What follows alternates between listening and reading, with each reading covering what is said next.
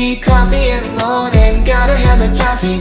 Wake me up, shake me up, dip me back on the scene. Must shit, juice, shit, set a feeling so alive. Coffee in the morning, it's the best way to survive.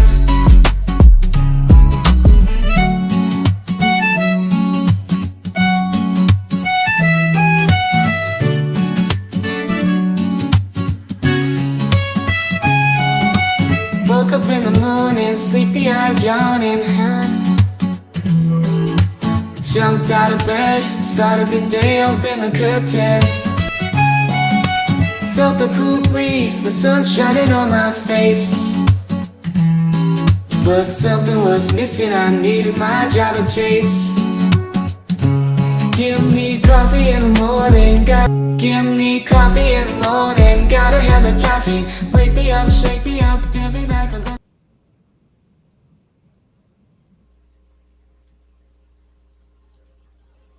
Good morning, good morning. Welcome back in, Butterfly. Nice to have you here. Hope everybody got better sleep last night. I did, so I feel pretty good this morning. I started a little bit later because they are going to start soon enough, and we got stuff that we can cover during lunchtime. They are staring at the ceiling fan in the KarenRead case as usual. Miss Shorty had a really cute backdrop last night about they were calling it the only fan. I'm like, now I get what people are saying. She's got some kind of running joke over there about this damn fan situation. So we'll let everybody get a chance to get in here. This thing get kicked off this morning. What, we're on day 3 now for Karen. Let me grab my notes really quick. I'm good. You can hear me okay, Butterfly, and all that good stuff? Anybody else in here with us? I don't have the chat. Let me pull up chat. I can't see it all. Let me do it this way. Since I'm not streaming anything yet, I can pull it up over here and see. Because sometimes my StreamYard chat has a delay from what, and I don't like it. I don't like it at all. Okay. I'm over here just getting all click crazy, clicking wrong buttons. Good, thank you. Maybe it's too early, Butterfly. People just are like, KarenRead, it's early in the morning for all that nonsense. I'm still clicking the wrong shit. I'm trying to watch stuff that we already did. Where is my live right this moment? So I can pull that up. There it is. Okay.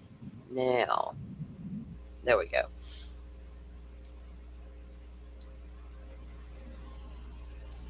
So was that Stefan Stern's hearing was a little much yesterday, right? No, Butterfly. I have not talked to him in a couple of days. It's time to check back in again. It certainly is. He assured me he would let me know how he's doing, but I was in my email yesterday and didn't see anything current, so I need to check on him today. We sure do miss him, don't we? He's such a great community member. So yeah, about that Stearns hearing, do you think, I haven't checked, let's check the docket real quick. I'll look at it and see if they entered anything into Stearns' docket after the hearing yesterday. I can't believe the dumbass testified and it was so robotic, and the way he did it, that bothered me.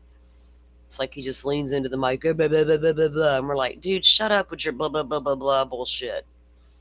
Oh, hell, that just reminded me of what I need to be doing. I got to go get that interview ready for lunchtime. I knew I was forgetting something this morning on my to-do list. I went on to bed last night after I ate dinner and cleaned up the kitchen. I lied down on the bed and I don't remember anything else. I was gone. And ironically, I did not wake up between 4 and 4:30 a.m. this morning. I slept till almost 6. I was like, holy hell, is the world okay? It sure felt good, though. Okay. There was some sort of receipt for evidence. Let's see what this is. Let me bring up what they do have in here, Butterfly, and we'll take a look at it. Even if we're the only ones, we care. All right. So, Butterfly, this, I don't know if if you're driving or if you're at work yet, but I know you're listening. So, this was in the Circuit Court of Florida, Ninth Judicial Circuit Court, and for Osceola County. Stephen Stearns, and it says, I, Angela Gordon, which that's his, it's Deputy Clerk of Osceola County Clerk's Office, hereby release the items listed below to Keith Karsten. So that's the judge. That was back in April 23rd. Sorry, she can't write her 4s and 9s very well, can she? Excuse me. So the judge is wanting to review the CW interview with Stearns, Hunt, Osceola County. So that would be Detective Hunt's, and the CD interview with Stefan ×2, and the affidavit for search warrant. So he's going to go back up. He's going to do what we need to do. Go look at the dates on those damn search warrants. Review those interviews so he can rule by the letter of the law. He can't be like us and just rule from the heart, right? And that was my concern yesterday at some point when we were watching that. It's not that I believe she took the cell phone illegally, because I don't, but there might have been a couple of missteps there. We'll have to wait and see. I still think the law's on her side, because she didn't see anything incriminating on the phone when she initially looked at it. They had to obtain a warrant to get the Google Cloud account, right? And that's when they found everything. So, interesting document that he's going to take a look at all that to review, which makes sense. You would need to. Let me see if they have anything else in the docket. We're still fan watching, by the way. Let's see if they got anything else. There was a couple of things that were being entered yesterday, but you couldn't see them yet. I'm glad they got a little neat little package the way Idaho does, where we can just go click on the shit and look. Unlike freaking Kentucky's ass. I'm about over Kentucky. Anything that goes down there in their corrupt ass state. No wonder they don't want you looking at their stuff. They're kind of like Indiana. No. You cannot have public access to nothing. So they got jury trial is now set for July 14th. Now, if that still stands and they don't change it again and he doesn't plea out, we'll cover his little trial. Can't imagine it being a terribly long. They have a pre-trial set for July 2nd at 9 a.m. And that's it so far. So they got their next pre-trial hearing is set for July 2nd, and the trial date slated for the 14th, and the judge has not entered a decision yet about yesterday's hearing. So, you think he said he watched the videos? I didn't. If he did, I missed that part. I guess he's going to review them again and look at the warrant dates. And you and I, all those damn buried documents, I've got to go through them and find that search warrants for the phone and for the Google again. I know they're in there, and I know we read them. They're going to be in that first doc drop that we got, the 896 page. I still have all that saved, by the way. Oh, there was something new that also came down while we're waiting, and we're just talking his shit. Let me see where I know I saved it. We haven't reviewed it yet. I just got it like 2 days ago.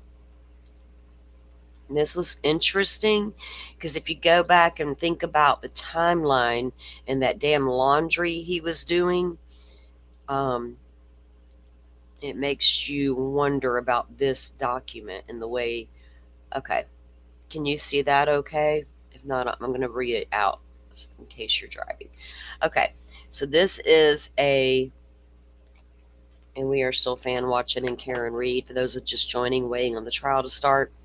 This one is a subpoena pertaining to the case. Should refer to the FDLE number. What this is this report references evidence submitted to the Florida Department of Law Enforcement on April 24th, 2024 by Rita Tavares. This report contains conclusions, opinions, and interpretations made by the author. Interpretations made by the author. They need to clear this stuff up. Okay. So this was taken from bedroom 4, Butterfly, and anybody listening. So it was item 16, item 17, item 18, and 19, and they got the state's exhibit numbers listed there. So number 16 was a white flat sheet from the closet in bedroom 4. 17 was a flat white sheet from bedroom 4. 18 was a white pillowcase from the bed, and 19 was a white fitted sheet from the bed. So they got a sheet from the closet, and from the bed they have a flat sheet, a pillowcase, and a fitted sheet. Okay, test results. Item number 17, white flat sheet from bed. Item 18 is the white pillowcase from the bed, and 19 was the white sheet from the bed. Possible hairs were observed on 17, 18, and 19, but were not removed or examined. What the fuck? I cannot with that. I don't give a fuck who the defendant is. I'm never cool with that. If so, did you? I gotta slow my roll on this one. You got a missing child. You got a suspect. You're already in the home searching and physically taking and removing items. But you see some hairs. You don't need to, is your video alone enough to corroborate Maddie was in that room all night? Let's get them hairs tested. I'm so sick of untested hair. Only case they seem to care about testing freaking hairs is over there in Rex Heuermann's case. Yeah, what the hell, right, Butterfly?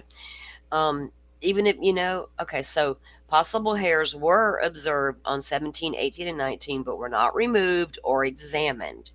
Using a color change test, items 17, 18, and 19 failed to give chemical indications for the presence of semen. So on the sheets taken from the bed, there was no indication or presence of semen. So what about the mattress, right? Did he put clean sheets on? And was he washing the other sheets? Remember, we were reading about him doing the weird laundry situation in the middle of the night that the roommate reported? I guess no DNA either.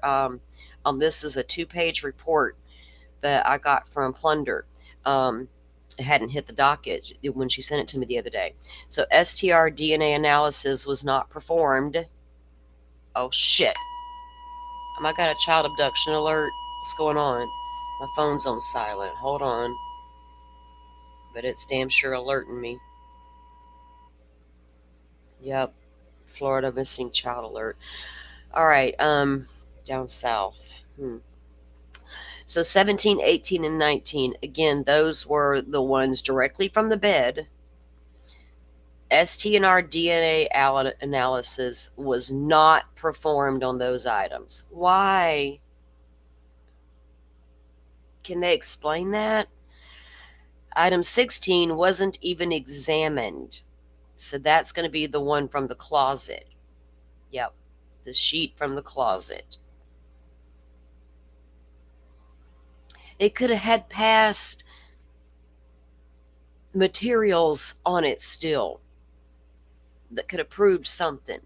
Please contact CLAS Ashley Garner for a case consultation if additional evidence submissions are needed.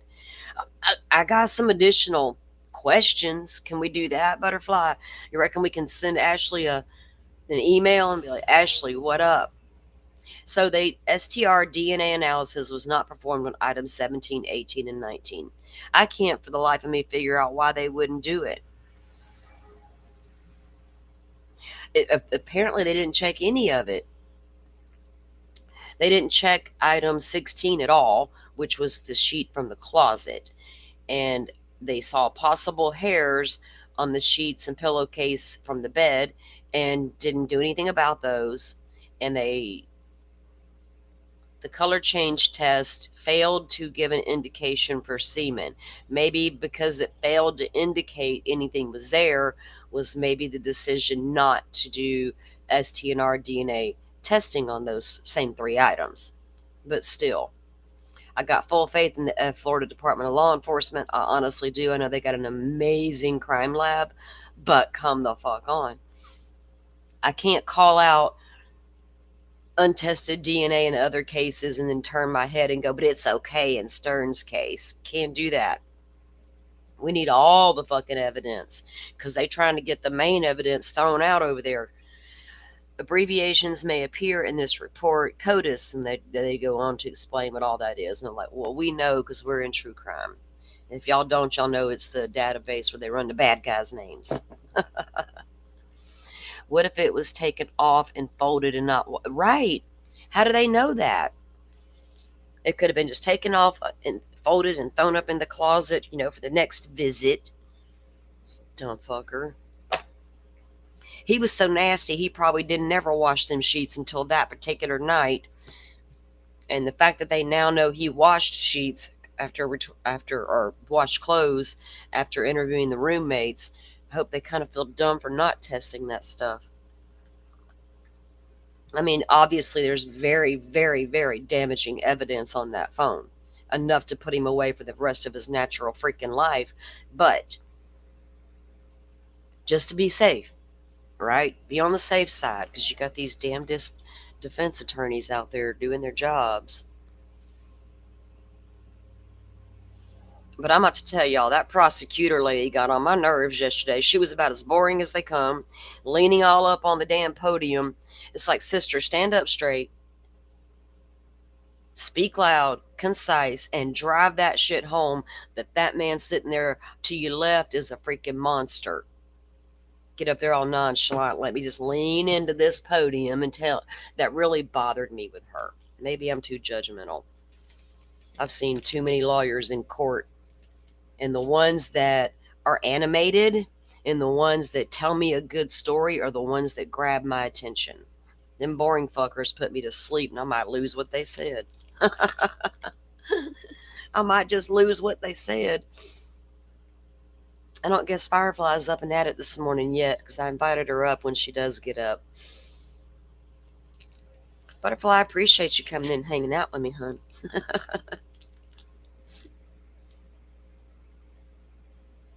This KarenRead trial, I don't know if people are watching it on bigger platforms, but there doesn't seem to be as many people watching that as they did the what's her name, Lori Vallow. I'm going to pull up the stream feed just to double check and make sure that we're not. It's on my phone, it looks fine, but I'll refresh it. Yes, exactly, ma'am. We are on the same page. Especially with them trying this nonsense fuckery that we're not going to put up with. Okay, we got to get the screen up. I don't know if they're going over shit from yesterday or if this is the actual getting underway here. Let me unmute it. Not to? I need to give it some thought. You need to give some I'm not willing shit to agree. I'll abide by whatever the court thinks is fair. So why don't you think about it? We'll address it later today. Okay, there's no expert testimony today, right? It's not. Okay. Good morning, All Carrie. right, sure. Is that it? Ready to bring the jury in? I don't think this is your jam, You is it, wanted a Carrie? ruling on the clip from yesterday? I did. All right, you can play We it. appreciate you All stopping right, by. so we'll take a quick break.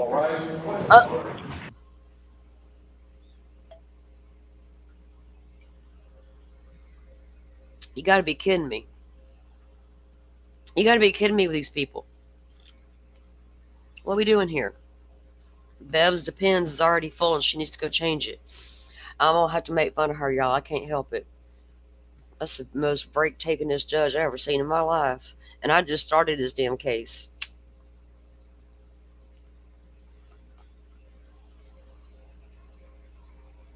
So, Karen's just not your jam, baby girl. We get you. We feel you. Maybe it won't last forever because I'm not sure if I'm feeling this every day. This shit's boring so far.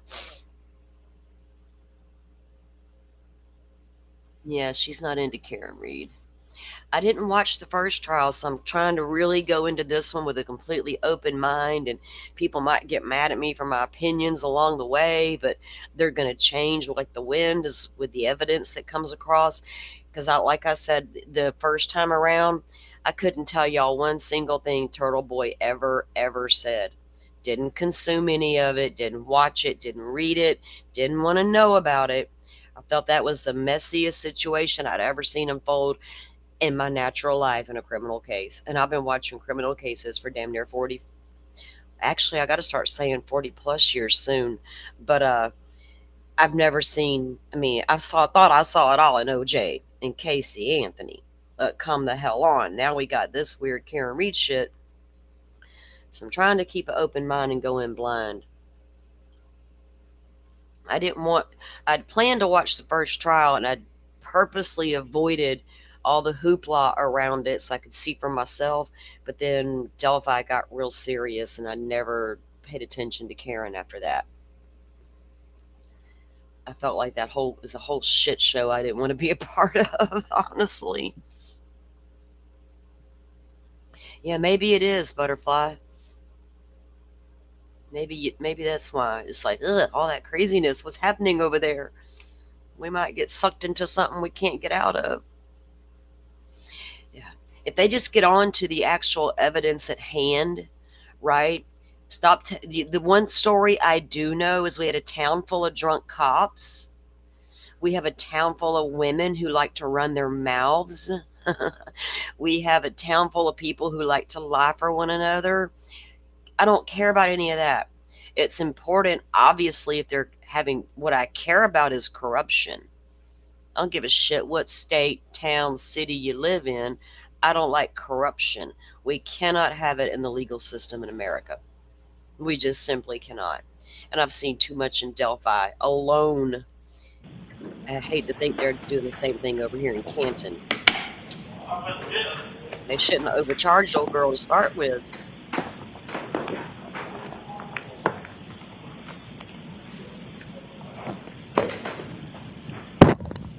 I need to see some evidence that she caused that, not that damn dog and that man.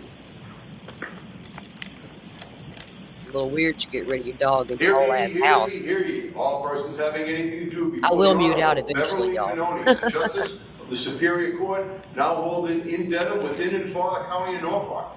Draw near, Did give you your watch the attendance, first and one, you shall Carrie? be I did heard. not realize Last day that. of the Commonwealth of Massachusetts. This court is in session. Please be seated. What's got you uninterested this time? 22117, the Commonwealth versus KarenRead. All right. Good morning again, counsel. Good morning, Ms. Reed. Good morning, jurors. All right, I'm going to mute out and join I you have guys to in ask you the chat. same three questions. Whoever's here, Were you welcome all in. able to follow the instructions and refrain from discussing this case with anyone since we were here yesterday? Yes. Everyone said yes or nodded affirmatively. Were you also able to follow the instructions and refrain from doing any independent research or investigation into this case? Yes. Everyone said yes or nodded affirmatively. Did anyone happen to see, hear, or read anything about this case since we left here yesterday? No. Everyone said no or shook their heads. Thank you very much. Can we bring Mr. Whitman back in, please? Ms. Tianetti, you can step up to the podium. Thank you very much, Emma.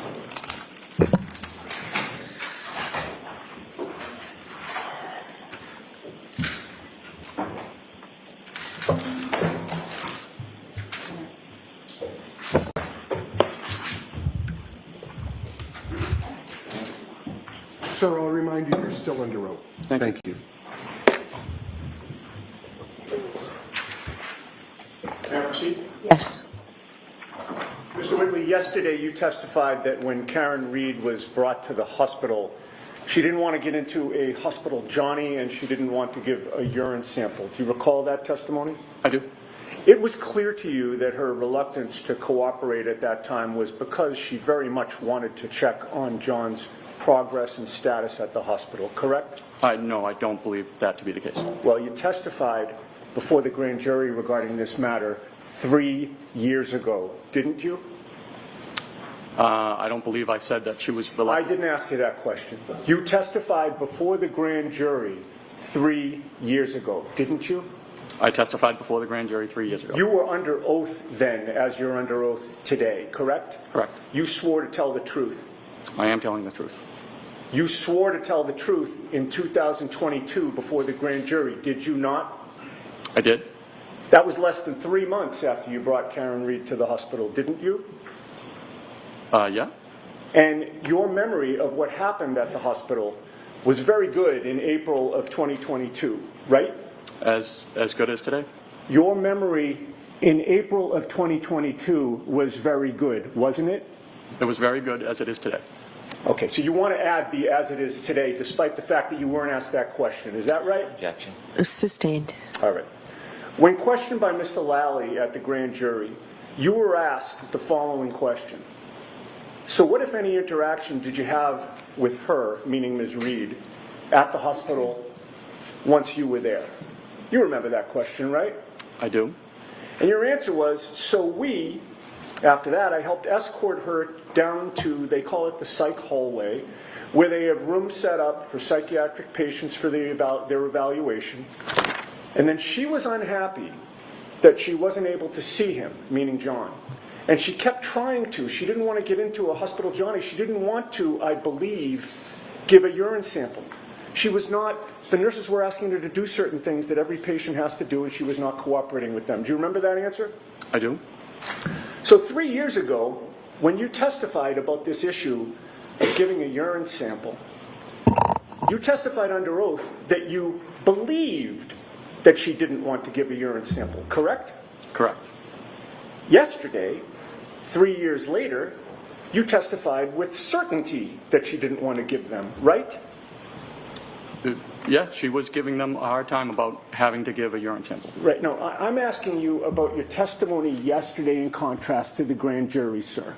Okay. To the extent that I ask yes or no question, I'd like yes or no answers. So okay? no instructions to the witness, Mr. Your Yannetti. Honor, Ask may the a witness be question. instructed to answer the question yes or no if it calls for a yes or no question. So Answer. Answer the question that's asked of you, okay? Okay. So go ahead, ask a question. You testified yesterday that she didn't want to give a urine sample without saying it was your belief that she didn't want to give one, correct? Correct. In any case, were you aware that when she was asked to give a urine sample, that Ms. Read had gotten her period and did not have a tampon? I was aware she was on her period, yes. You're also aware that when somebody is brought to the hospital for a Section 12, they have no privacy. Isn't that right? They have medical privacy. Either the tech or the nurse would be with the patient at all times. Okay. With them at all times, observing them at all times, correct? So they wouldn't be, she wasn't in like a hallway open to the public. Understood, sir. But she also, when I said privacy, what I was asking is, she was not allowed to go to the bathroom alone to give a urine sample, correct? She was a psychiatric patient. Right. So she would have to use the bathroom in front of hospital personnel or some medical personnel with people watching her while she was on her period with no tampon, correct? I would understand that to be true. All right. And you're aware that she did cooperate and eventually give a blood sample as well, correct? I'm not aware of a blood sample, but urine sample, yes. She did give the urine sample. Correct. Now, in your testimony yesterday, of what Karen Read may have asked you about John surviving in the snow with light clothing. You remember those questions? John surviving in the snow with light clothing. You remember those questions? I remember asking about not having a jacket, correct? Now, starting at the end of the day, when I cross-examined you yesterday, I asked you about that topic, and I said to you, you mentioned something about hypothermia, that you assumed you may have been dealing with a hypothermia situation. And your answer was, well, she said that he had been out in the snow without a jacket for many hours. Correct? Correct. But before I cross-examined you at the end of the day yesterday, you previously testified 3 times about this topic. Correct? I believe it would be the grand jury and the previous trial. Right, and direct examination when Mr. Brennan was asking you questions before I stood up, correct? Okay, yes. Let's start with the first time you testified about this topic back in 2022. That was, again, less than 3 months after you had a conversation with Ms. Reed at the scene on January 29th, correct? Correct. Her statements and questions to you at the scene were fresh in your mind in April of 2022, correct? Correct. In April of 2022, before the grand jury, Mr. Lally asked you, quote, what, if any, questions did she ask you regarding hypothermia? Do you remember that question? I do. Your answer was, she was just wondering if he could have survived outside in the cold even though he didn't have a jacket on. Do you remember giving that answer? I do.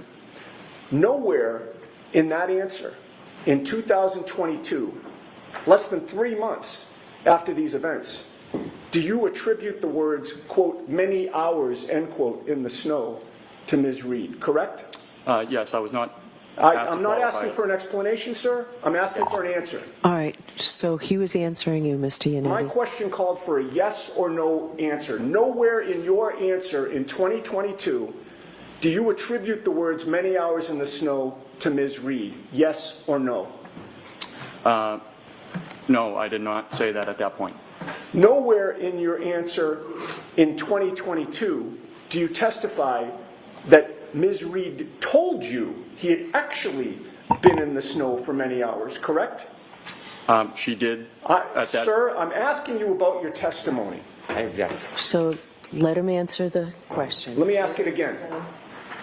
Nowhere in your answer in 2022 did you testify that Ms. Reed told you he had actually been in the snow for many hours, correct? In 2022, I testified that I was just told to be brief and give generalizations.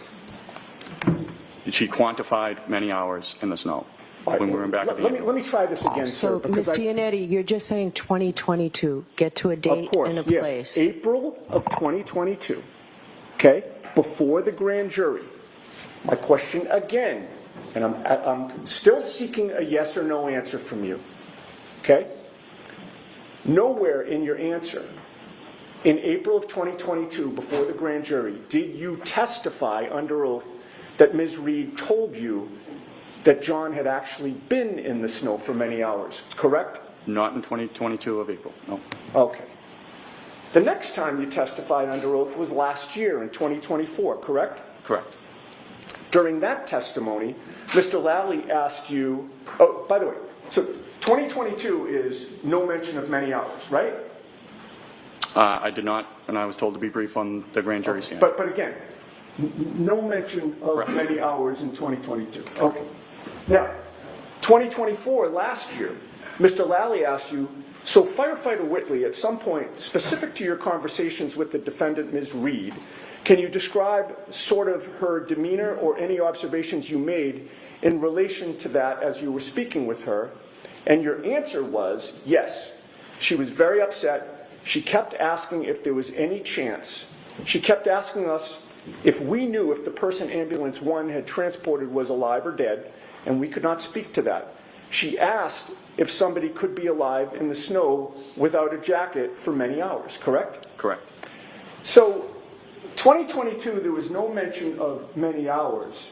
2024, over time, now that's the first time that you mention the words many hours in your testimony regarding this case, correct? Correct. All right? And when you testified last year, you testified still that she was asking you a question about surviving in the snow, correct? Correct. So then we come to yesterday on direct examination. Do you recall that Mr. Brennan yesterday asked you, before you left, were you having any conversations with the defendant, and you answered yes? You recall that yesterday? Is that at the hospital? I'm asking you yesterday, do you recall Mr. Brennan asking you, before you left essentially the scene, were you having any conversations with the defendant, and your answer was yes? You're talking about, Lee, I'm just trying to make sure we're talking about the same instance. Are we talking about when we left the hospital or when we left Fairview Road? When you're at Fairview Road, leaving Fairview Road, we're talking about the same subject of what Ms. Reed supposedly told you or asked you. Okay? Mr. Brennan went into that with you. So on the way to, you're talking on the way to the hospital in terms of left. When we left. Well, before you left. He meant before you left the scene. Okay, no, I'm just trying to clarify. Again, the same conversation, Mr. Whitley. I'm not trying to trick you. Mr. Yannetti, he just asked for a point of reference. It's clear. Now go. Understood. And Mr. Brennan said, can you share with the jury what those conversations were about?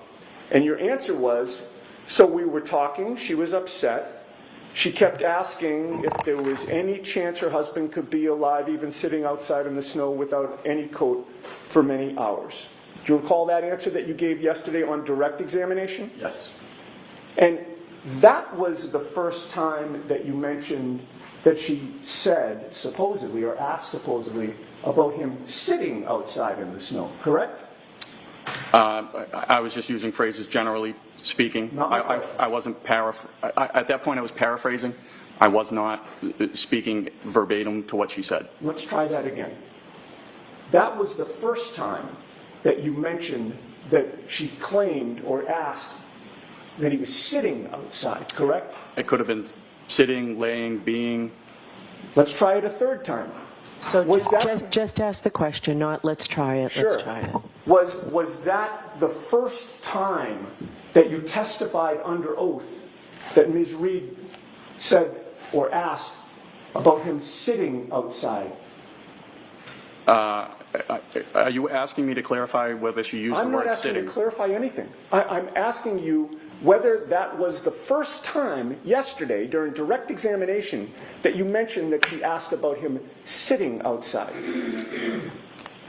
I'm sorry. I am very confused because I'm trying to figure out if he was being outside, sitting outside. I'm asking you about Ms. Reed's statements, sir. That's all I've been asking you about. Her statements to you and your testimony about her statements to you.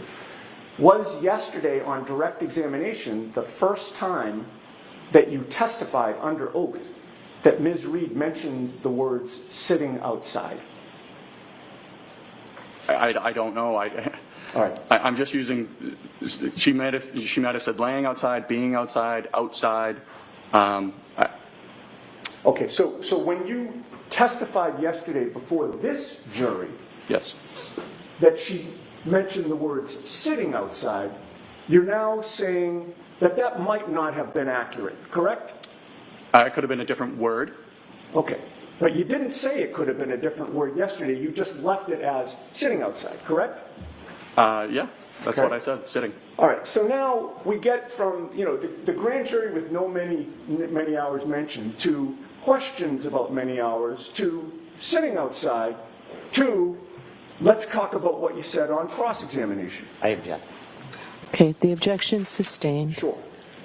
On cross-examination, your words were, she said he had been out in the snow without a jacket on for many hours, correct?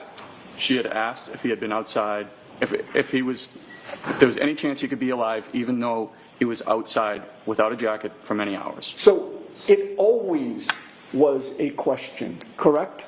It was a question. She never said what you said on cross-examination yesterday, which was she said that he had been out in the snow without a jacket on for many hours. That was not a declarative statement by Ms. Reed, correct? Objection. I'll allow that. Was that a declarative statement by Ms. Reed? She asked if he could be alive without a jacket in the snow for many hours. So again, it was a question, sir. She asked me, and we were just trying to give her hope in terms of telling stories of hypothermic patients that could survive outside in the snow. Okay, is there any redirect? Briefly. Okay.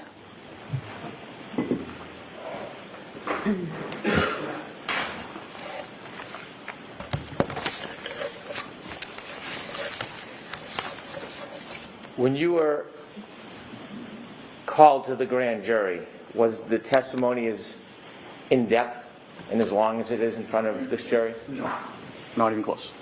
When you're recounting your memories of what happened, do you memorize word for word what you've said in the past? Objection. As to that form, it's sustained. When you're recounting the past, do you record your statements personally? Objection. I'm going to let that one. Do you record your statements? No. Next question. When you testified in the grand jury, page 90, line 15, and you said the defendant told you, "I'm upset if he dies, I want to die." And then you later testify last year, and you said, "If my husband dies, I want to die." Do you notice the little differences between those phrases? I do. Is that you making up words? No. Is that you trying to help a case? Objection. As to form, that's sustained. Are you inventing facts? No. Sir, when you were recounting what happened that day, are you using your best memory? Objection. Sustained. When you were asked by the defendant,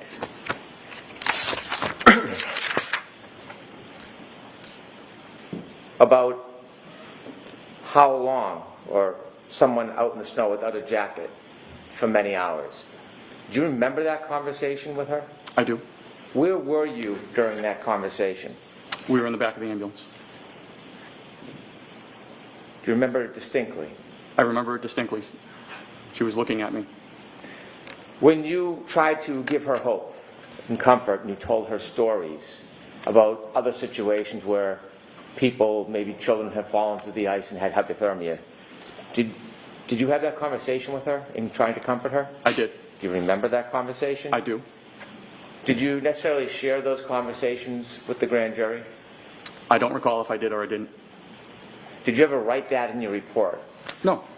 Is it something you typically put everything in your report? No, we do not write. But generally, we only write patient complaint, what happened, what they did, not their opinions or anything like that to what's going on. Do you have any interest in the outcome of this case? I do not. How long have you been a firefighter for? Since March of 2006, and an EMT since November of 2002. Over 20 years. Correct. You said that you live near Kerry Roberts? I do. You've been to a block party for the kids where you've brought the fire engine down? I do. Objection. I'm going to allow it. When you're at that block party, do you ever step out and have secret meetings with Kerry Roberts trying to corroborate some conspiracy on their behalf? No. I'm going to allow that. No. Put your career on the line? Objection. Sustained. No further questions. Any follow-up, Mr. Yannetti? No, Your Honor. All right, Firefighter Whitley, you are all set, sir.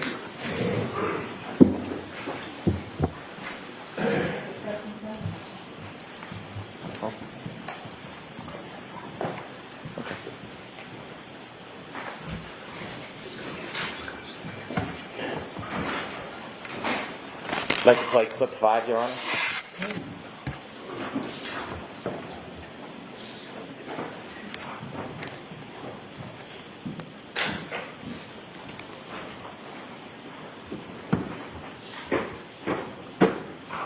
And his mother leans over the kitchen island and says to me, "I think it looks like you got hit by a car. It looks like you got hit by a car."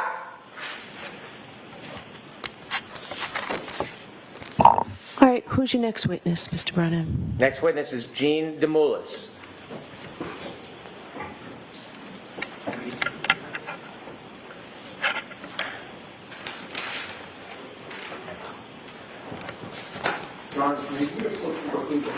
Okay.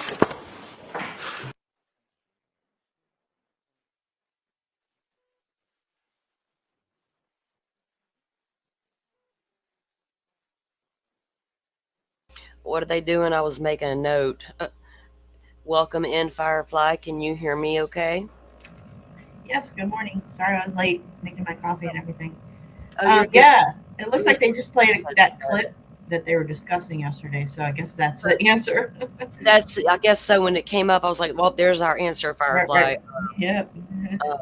Because she yeah. said first thing she would say, so. Which they did have a little brief meeting right before they brought the jury in. Didn't say. The only ones in here, I think, were Butterfly and I. We were just talking about Stearns, and I noticed they were in court, so I kind of missed the very beginning of what they said to one another. But I'm assuming she handed down that ruling, and I just missed it. But yeah, so they played her little. I guess they want to show her like mocking John's mom because they played it so out of context. You know what I mean? Of course. Yeah. Snippet of it, like, meh. Like, okay, so if I'm being accused of something I literally fucking didn't do, I might at your ass as well. I don't know, know. Yeah, definitely. I mean, that's why you have to be careful what you allow in and out because it can show a bad light. But it is bad context, you know what I mean? Right. And then the mother testified yesterday that she didn't say anything to her. Exactly. That's true. That's true. Okay, here we go.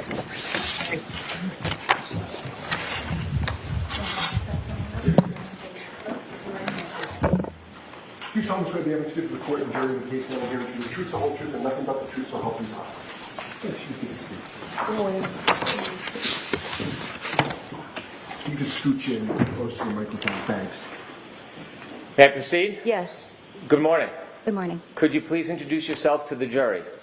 My name is Jean Demulis. I am the general manager at CF McCarthy's in Canton. I'm going to ask you to keep your voice up, if you would, please. Sure. Thank you. You said you're the general manager at CF McCarthy's? In Canton, yes. Thank you. How long have you been the general manager at CF McCarthy's in Canton for? For 6 years. Can you briefly describe for the jury what CF McCarthy's is? It is a restaurant and bar. At CF McCarthy's, is there a video surveillance system inside? Yes. Who owns that video surveillance system? CF McCarthy's. Are you familiar with the video system? Yes. Have you ever looked at it before? Yes. Do you employ people to help the establishment with the video system? No. You maintain it on your own? Yes. At some point were you visited by somebody from the Massachusetts State Police? Yes. Were you asked whether or not they could view some of your video surveillance? Yes. Do you remember the date? Not the date they came to visit you, the date that they were looking for. I believe it was January 28th, 27th, 28th of 2022. Around that time? Yes. Did you allow access to the video system? Yes. Did you oversee that access to the video system? Yes. Was it a state police officer? It was two state police detectives. Do you remember their names? I remember one of the detectives' names. I do not remember the other detective. The one you remember, could you share the name? It was Detective Buchnick, Yuri. Detective Yuri Buchnick. Yes. At some point, was he allowed to download information from the surveillance system? Yes. Did you watch him do that? Yes, I did. At some point, have you been able to briefly look at some of that download? Yes. And does it appear to be a fair and accurate depiction of the surveillance or the area of your bar? Yes. Move to introduce. Okay, there's no objection, Ms. Giannetti? There is no objection, Your Honor. Exhibit 18, so marked. Thank you. Your Honor, may I play just a small portion? Sure. Thank you.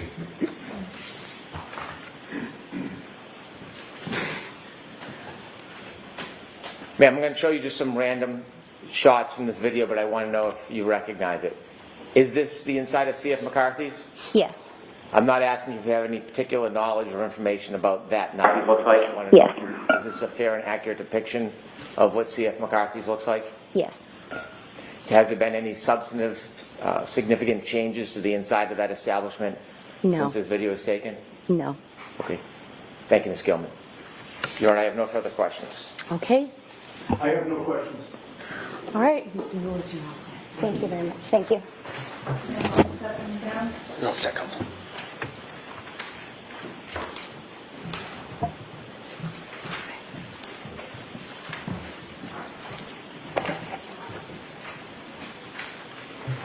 Your next witness, Mr. Brennan. Thank you. Bridget Meehan.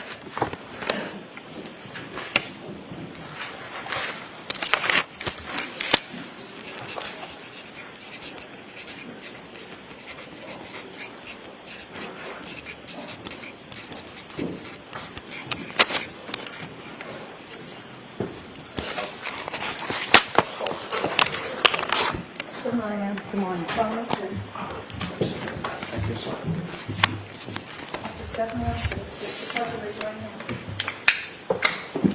You solemnly swear the evidence you give the court and jury in the case now hearing to the truth, the whole truth, and nothing but the truth, so help you God. I do. Good morning. Good morning. May I proceed? Yes.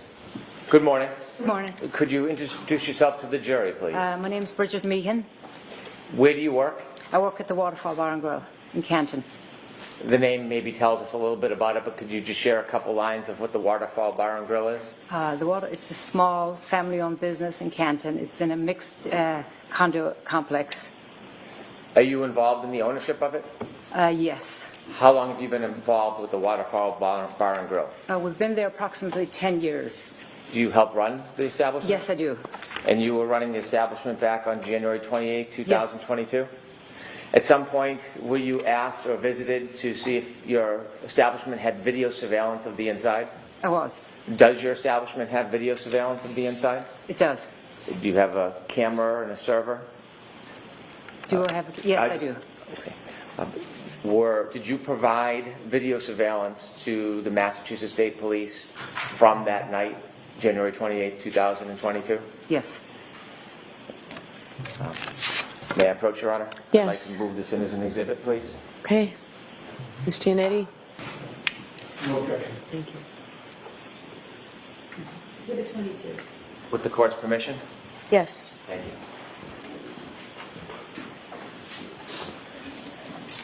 Ma'am, I'm going to show you just a brief clip.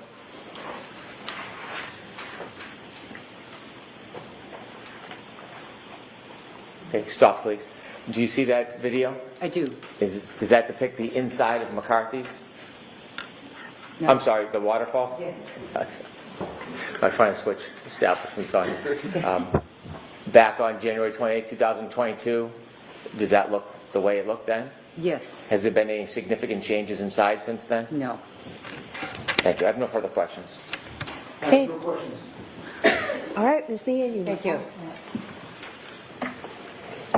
And I'll take that coming down.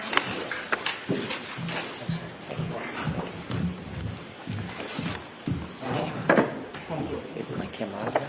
All right, your next witness, Mr. Brennan. Commonwealth calls Mike Camerano.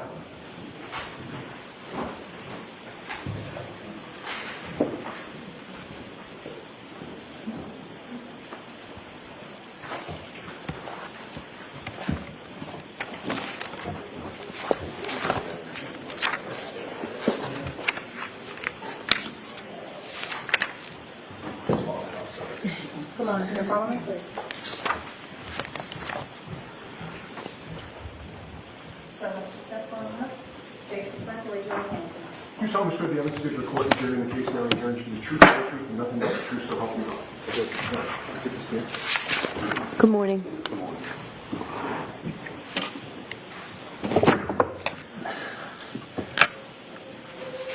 May I? Please. Good morning, sir. Good morning. Could you please introduce yourself to the jury? Hi, good morning. My name is Michael Camerano. Mr. Camerano, can I ask how old you are? I'm sorry. Spell your last name. Camerano. And so if you could either move the microphone down a little bit or speak up, or maybe a combination of both, please. Okay. Thank you. Thank you. Could I ask you how old you are? 48, Where do you live? Canton, Mass. How long have you lived in Canton for? Me and my wife have lived there for 20 years. Me and my wife have lived there for 20 years. We have 2 children. How old are your children, sir? My daughter is 17. My son is 14. Did you know John O'Keefe? Yes. How did you know him? I met John for the first time at his sister's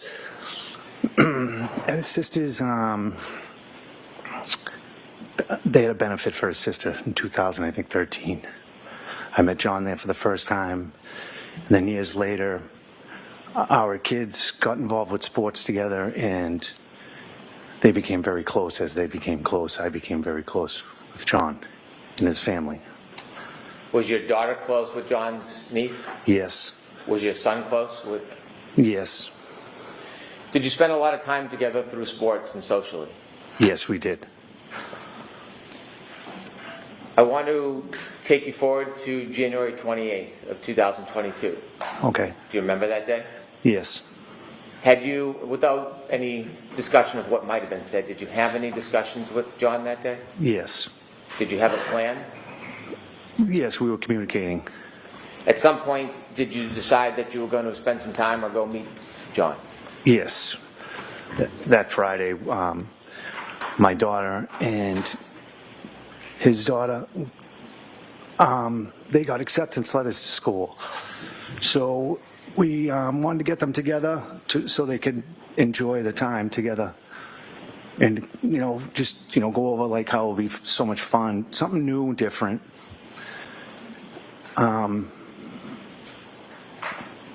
Yeah, so we were going to meet up after I got out of work. Was your daughter planning to go to a new school? Yes. Where? Bishop Fan. And how about his niece? Same. They both got accepted to the same school? They both got accepted to the same school. Was it a celebratory mood? Yes. Did you have a plan to bring the children together so they could celebrate? Yes, we did. And then separately you were going to meet John and celebrate? Correct. Okay. Where did you drop your daughter off? I dropped my daughter off at John. I went into John's. I was at the house with John and the girls, and we had a little celebration. Talked about how nice it's going to be, fun, change, different, meet new people. And you celebrated at John's house before you went out? Correct. After the celebration with your children, did you and John leave? Yes. During that celebration, was there anybody there other than you, John, and your two daughters? No. No. Karen was not there. Was there anybody else there? No, just the two girls, myself and John. What was the weather like that night? It was cold.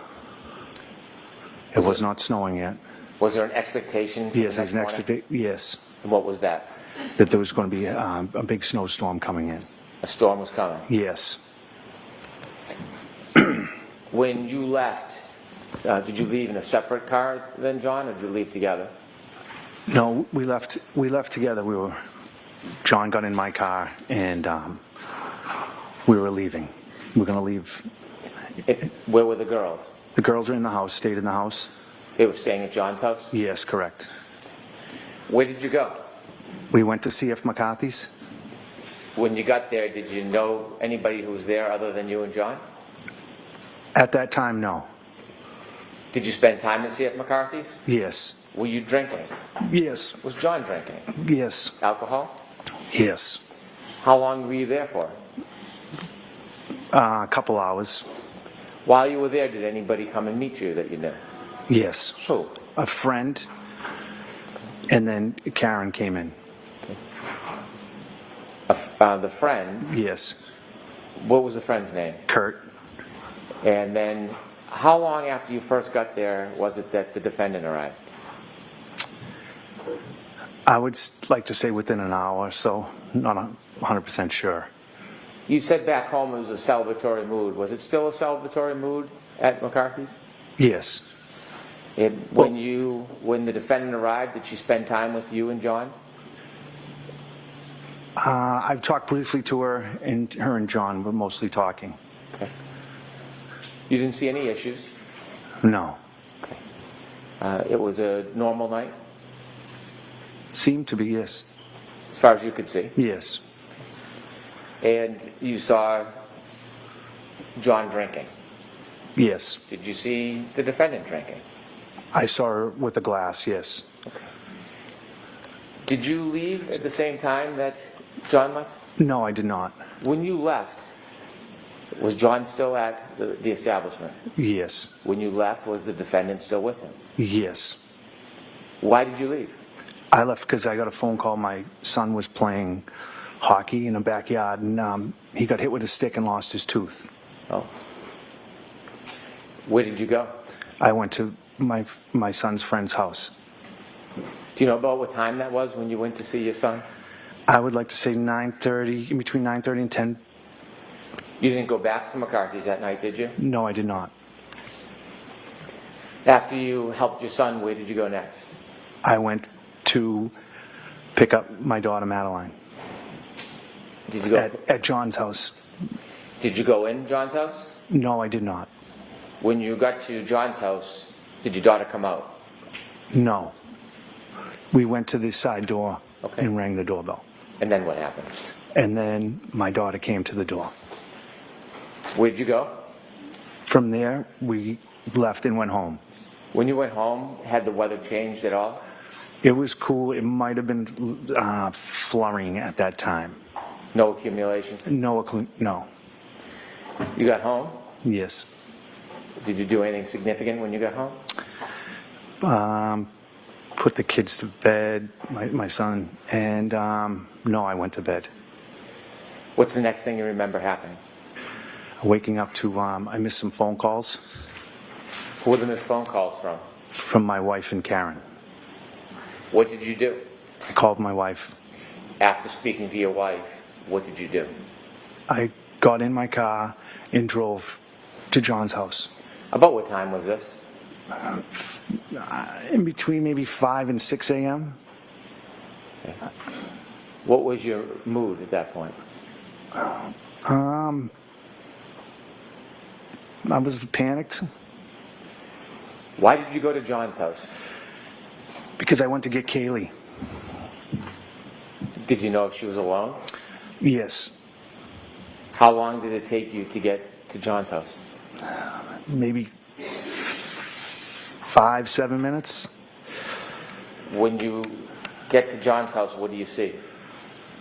I pull in the driveway. I see that the garage door is open. I go in through the garage door.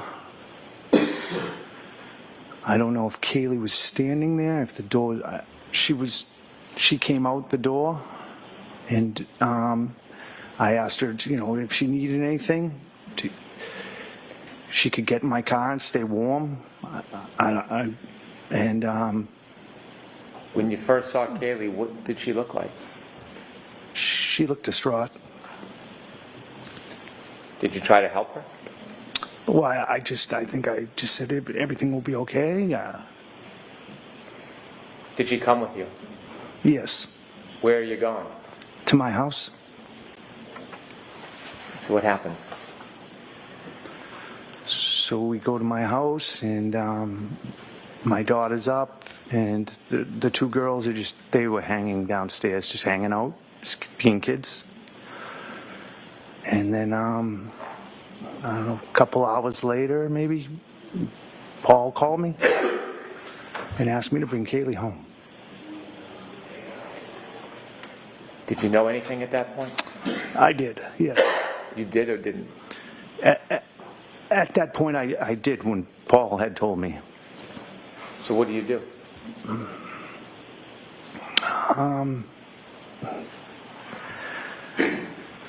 Ask Madeline and Kaylee if I'd say, Madeline, we come for the ride. I don't say anything to Kaylee, and we get in the car, and I start heading back to John's house.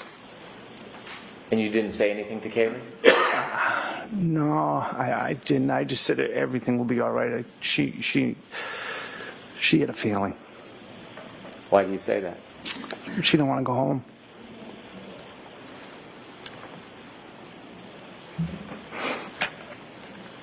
So what happens next?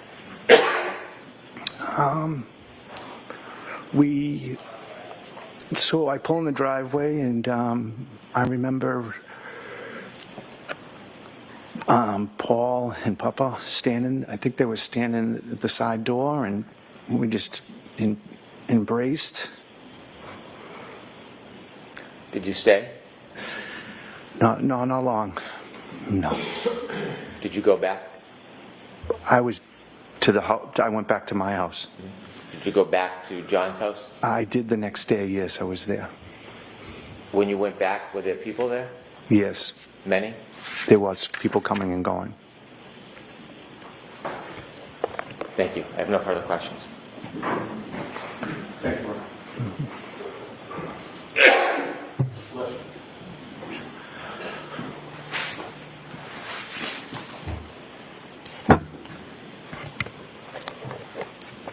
Good morning, Mr. Cameron. Good morning. This is quite painful for you to remember the events of January 28th, is it not? Yes. You were very close with your friend John O'Keefe, correct? I was close with them, yes. And you actually met Karen Read through John, correct? Correct. After meeting Karen, you spent a good amount of time with both Karen and John, correct? Correct. As of January 28th of 2022, you had known Karen for maybe about a year or so? Sounds correct. And you'd see them especially on Fridays, correct? Correct. That would be sort of the day that you get together with both of them often? Yes. And of course, your children spent a lot of time with John and Karen, right? Correct. You entrusted both Karen and John with your kids. Yes. Sometimes your kids would even go on vacation with Karen and John, right? They did go to the Cape, yes. Sometimes you'd see Karen without John at your house or on a ball field. Correct. And your daughter in particular would sometimes spend time with just Karen without John, correct? Correct. Your daughter would sometimes go over to Karen's house in Mansfield when she lived there, correct? Correct. And obviously when your daughter would go to Karen's house in Mansfield, Karen would be the one in charge of caring for her, correct? Correct. And you were fine with that because you liked and you trusted Karen, right? Correct. And in your view, Karen was very good with kids, right? Correct. But you also had the opportunity to see Karen and John together, right? Yes. You saw how they interacted with each other over that year period that you knew Karen? Yes. You saw how they got along? Yes. And you never observed any arguments or bickering, correct? I mean, they argued and bickered. You had previously testified that you wouldn't even call it arguing, you'd just call it banter, right? Yes, I mean, he would, I mean, no, he would get upset or like over if she bought expensive things for the kids. Right. Yes. Yes. We will get to that. That would be the one thing that John would complain about, Karen buying like very nice things for his niece and nephew, right? Correct. Or he'd complain if Karen was taking his niece and other girls to get their nails done, like extravagances like that. Correct. And one specific memory you have is when Karen bought his niece a very expensive sweater, right? Correct.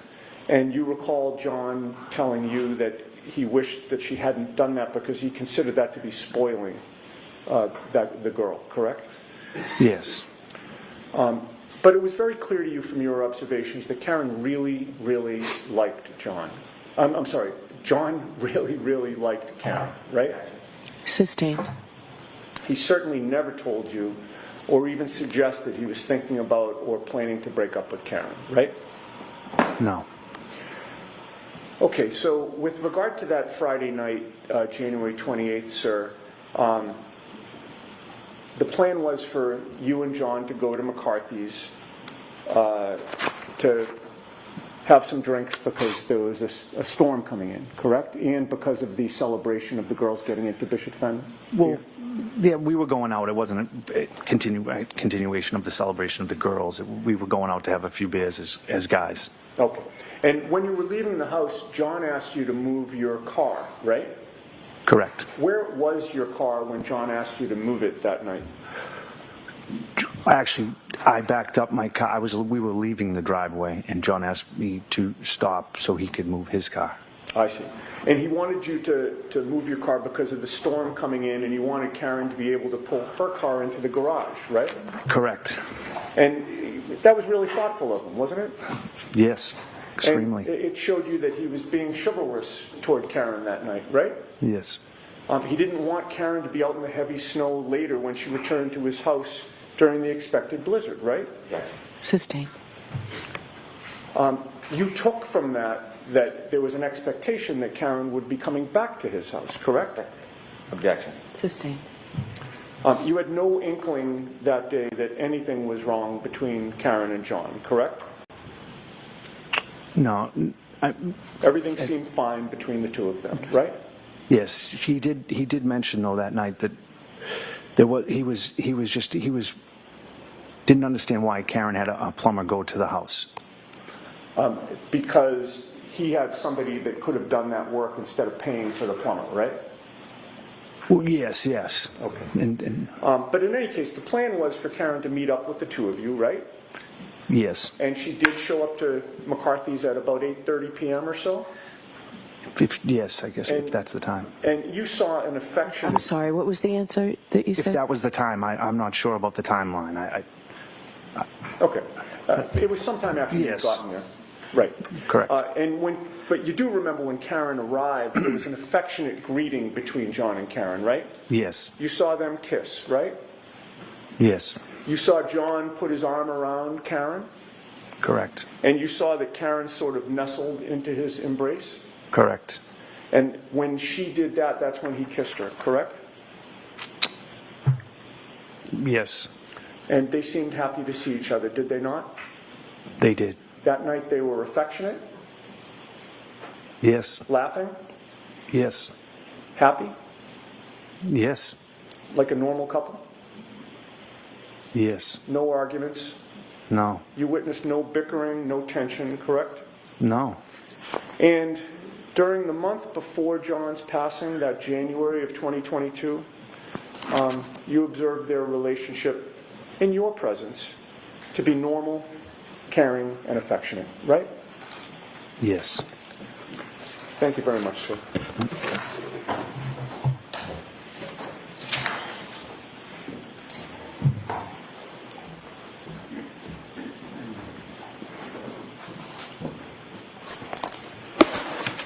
You were asked a number of questions about the relationship between John and Karen that night. Do you know what was going on behind closed doors other than what you saw? Objection. I'll allow it. No, Do you know whether or not they texted each other that day?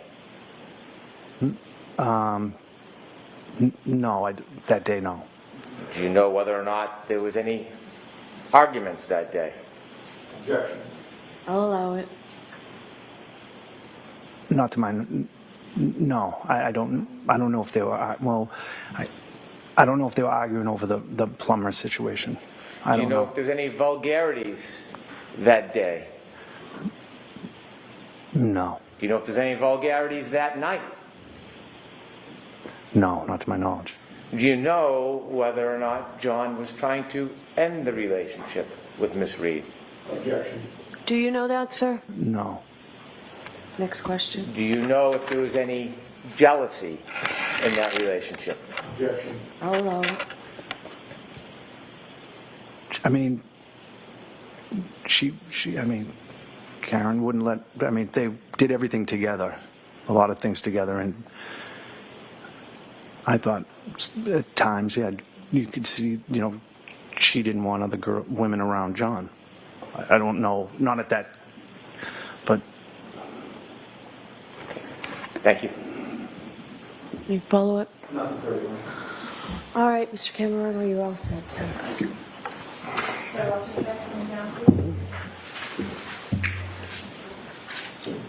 I'll see counsel at sidebar for just a minute, please.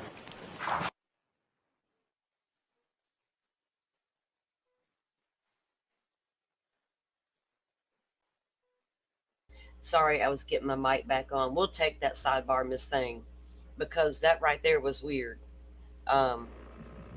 Which part? Yeah, it was weird. Prosecution sitting there trying to press that witness into saying something that he Like- did not witness, right? I know. That Right? was- That's what I'm getting. I Okay. understand the objections. Like that's bullshit. Sounds like a normal relationship. Like they just had their normal. Yeah, because they've bickering. tried hard Right. to establish. I do know they've tried to establish contentious relationship, Right. the back and forth bickering, the toxic. Show me a relationship toxic- that they don't have any bickering. Right. Come on. They made it sound like a toxic relationship. Yep. From what outside looking in, what a phrase to use, right? Outside look. It reminds me of the Koberger Yeah. case. Inside looking, is that what it was called? But Yep. outside looking in, they always tried to paint a picture of this contentious, dysfunctional relationship right here, toxic bullshit, and maybe a little bit, but I'm not seeing it Sure. yet. Right? I'm Well, not yeah. seeing it yet. And the way that they just tried to press this. Nothing enough that she wanted to This run guy's him very over. honest, You know right? what I He mean? could, yeah. This guy, I'm assuming he testified first time around. Nobody got up there and said, your grand jury testimony is contradicting what you're testifying now. He Yeah. seems to be a very straight up, honest Yeah. guy who was good friends with John and got to know Karen well over the year. And the only thing he ever saw a real concern about was her spoiling the kids. Right. Get over it. They had no mother. Yeah. I mean, and that's, she had money. I mean, It's nothing exactly. to her to spoil She's the kids. You know what I mean? right? Like, She's single. She's earns a good income. She you know, has as a no grandmother, I'm children. sure you understand. Sometimes you just want to buy things for them. Yeah, I mean, none of us want to spoil the kids. No. There's nothing wrong with buying them nice things. And come on, a teenage girl is going to Yeah. love a nice sweater. Right. Oh yeah, they'll Mama's treasure not like there. these. But the damn thing is, they're not getting her mama ain't there to take her. And that's what I go through with my grandbaby, right? I can tell when he's wanting that grandma connection and Yeah. needing a mother connection. Yeah. Right? And I have to walk that fine line with him. So when I can realize and recognize that's happening, I can play the role of both. But it's you know, of course, all mamas don't want their babies to be spoiled rotten little brats if you're a good mom, but you also spoil them at the same time. Yeah. I see nothing wrong with her buying them babies nice things and playing and giving them that connection that nobody else, because they don't mean to, but people cannot replace a parent, right? Yeah. I can never replace my grandson's mother. I know that. I can only do the best of my ability, you know, and it sucks when I have to play that role versus grandma, because that's a different role, you know what I mean? But we work Yeah. it out. So what they're not getting from the grandparents and the uncle, they maybe were getting from Karen. Yeah, like she seems like a very empathetic person, so I think Yeah, she yeah, feels yeah. bad for them for missing her parents. Yeah. Both parents, right? I mean, Yeah. Important, these kids I'm going to lost call- both parents and now they're all Nick Garino. gone. Okay. yeah, I feel for them. Okay.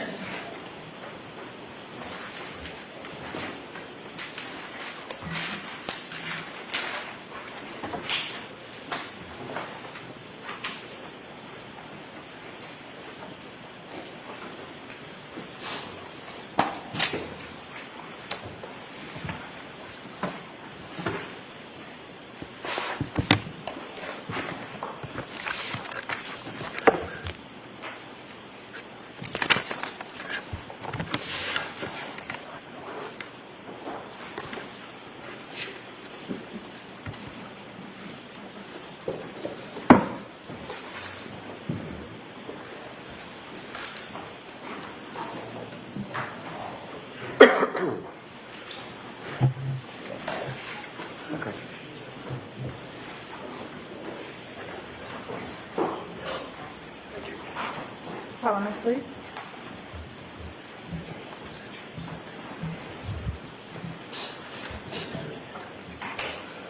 Sure, you can have a seat. I'll remind you you're still in your room. Or stand, however you're most comfortable today. Just do whatever you need to do, okay? Thank you, Your Honor. I was like, Good morning, everyone. Sir, yesterday we talked about downloading phones and making what you called extractions. Yes. And from that data, you could create different types of reports. So have Detective Garino say his name again, please. I'm sorry. Again, for the record, could you introduce yourself to the jury and spell your last name for the record? Yeah. Good morning. My name is Nicholas Garino, Guarino. Thank you. Sir, you mentioned yesterday that you downloaded a number of phones, or you were involved in the process of downloading a number of phones. That's correct. you explained to us that after you have the data analyzed, you can pinpoint certain items that you may want to put in a document. Yes, so the extractions into a program of our choosing, Cellbrite is the most commonly used, and then we can take call logs or text messages, any information that the investigator is looking for.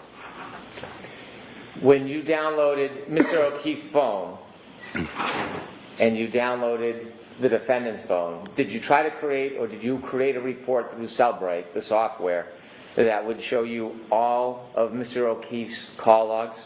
Yes, I did. And when I use the term call logs, what does that mean? The call logs are the calls that the phone receives. How do you create a report from Cellbrite? Can you just walk us through that process briefly? Yep, so in the program you can go in and select the calls from it and export it into different formats, PDF, XML, HTML, or you can create a portable case and extract them all as a portable case that we would see on my computer. May I approach, Your Honor? Yes.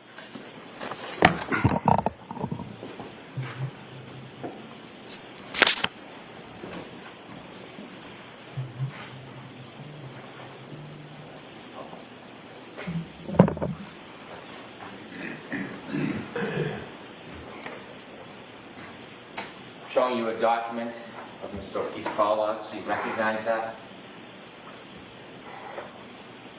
Yes. And what is it? It is the call logs. Just want to make sure it's between John O'Keefe and the defendant from, just want to see the dates, the 28th, January 28th, 2022 to January 29th, 2022. Would this contain all the phone calls from his phone data for the calls between those two parties that night? Yes, that's what I created. Thank you. I'd like to move this as an exhibit, please. Okay. So, If I could, Your Honor, just want to compare to make sure we got the same. okay. Thank you, Mr. Brennan.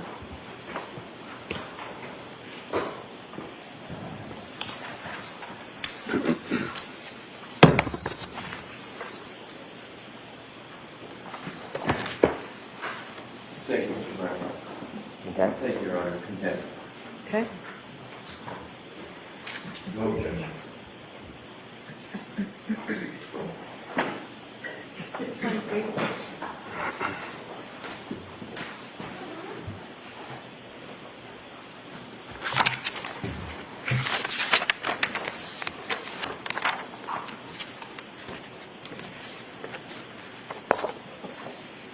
You captured all of the phone calls between two parties on that last document. Can you also do that with chats? Yes, that is true. And did you do that in this case? Yes, I did.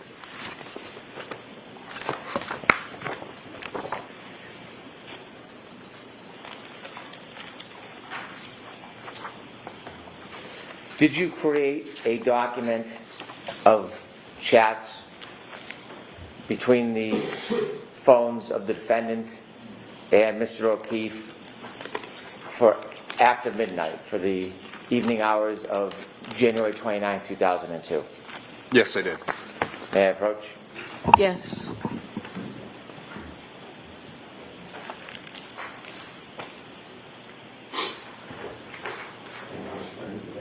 I'm good. You recognize that document, sir?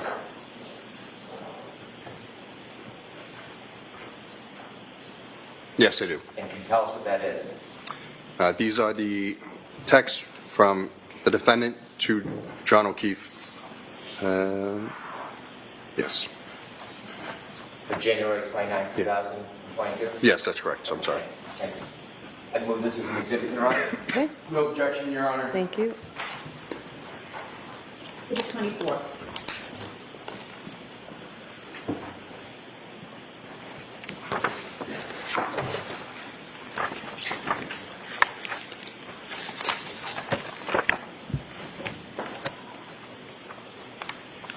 Did you identify or specify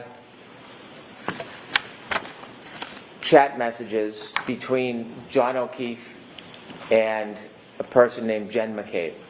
Yes, I did. Did you create a Cellbrite report? Yes, I did. May I approach? Yes.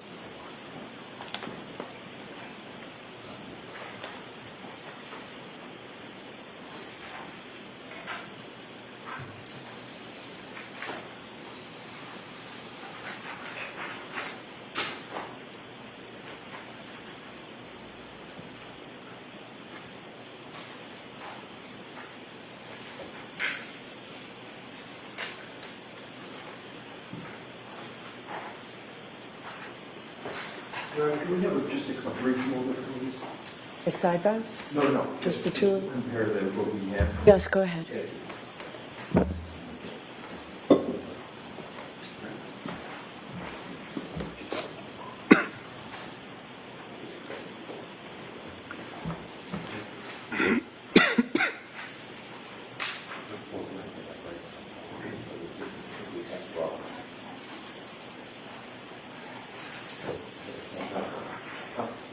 Thank you, Your Honor. Okay. Thank you, Mr. Wright. You're welcome.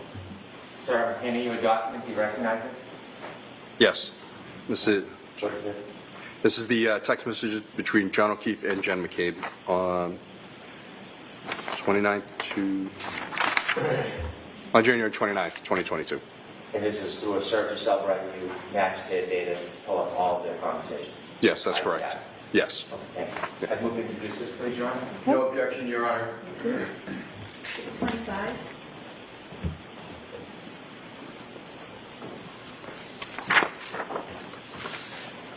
Similarly to the chats, did you do the same with calls between Mr. O'Keefe and Ms. McCabe? Yes, I did.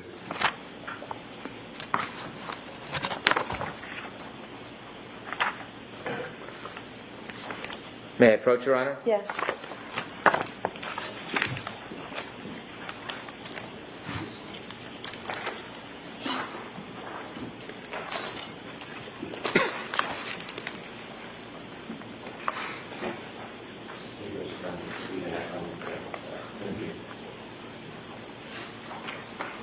Showing you a document, sir. Do you recognize that document? Yes, this is the call log between John O'Keefe and Jen McCabe for, just want to make sure I have all the dates correct, just for January 29th, 2022. I think through evidence, Your Honor. Okay. No objection, Your Honor. Exhibit 26.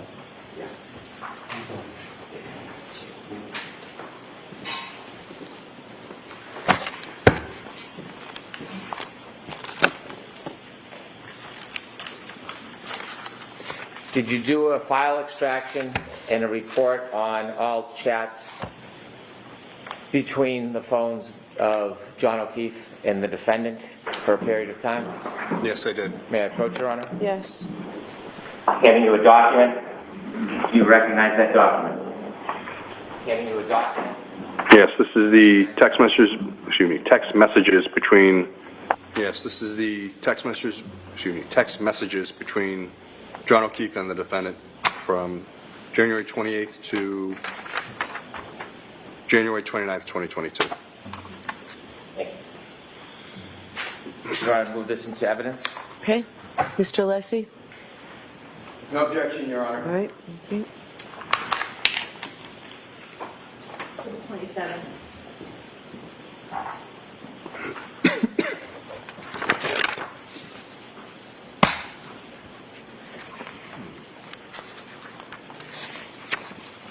Did you have an opportunity to make a report from some of the data from the defendant's phone from January 29, 2022?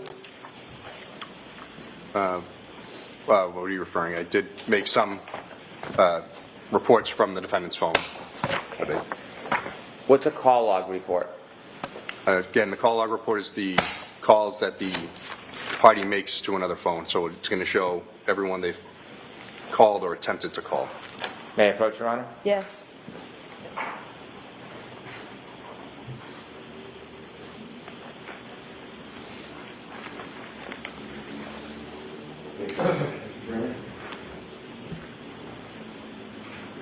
Sir, I'm going to ask you to take a look at this document. Do you recognize it?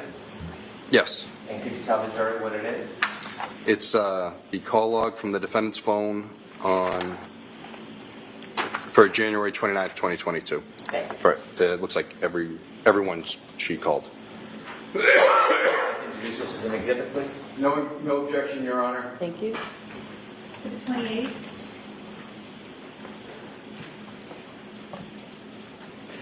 What we just introduced into evidence is the entire call log of calls to anybody and everybody to and from for that period of time. Yes. That's fair to say? Yes, that's correct.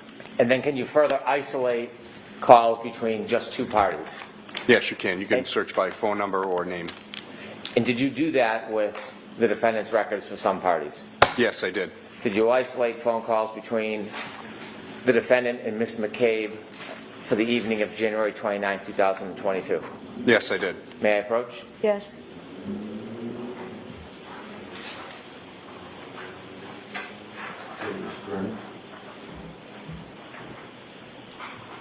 Guys, take a look at this document. Do you recognize it? Yes, I do. What is it? It's the phone calls from the defendant and Jennifer McCabe, January 29th, 2022. Thank you. Your Honor, I'd like to move this into evidence, please. No objection, Your Honor. Right, thank you. Exhibit 29.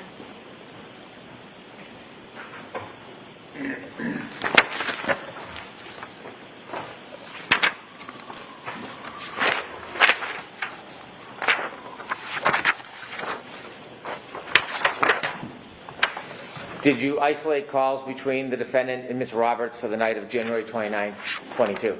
Yes, I did. Can I see the last exhibit, please? Thank you, sir.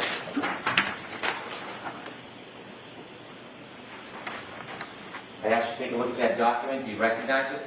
Yes, I do. Could you share with the jury what it is? Yep. It's the call logs between the defendant and Carrie Roberts for January 29th, 2022. Yes. And that's a report you created? Yes, it is. Your Honor, listen to evidence, please. No objection, Your Honor. Okay, thank you. Exhibit 30.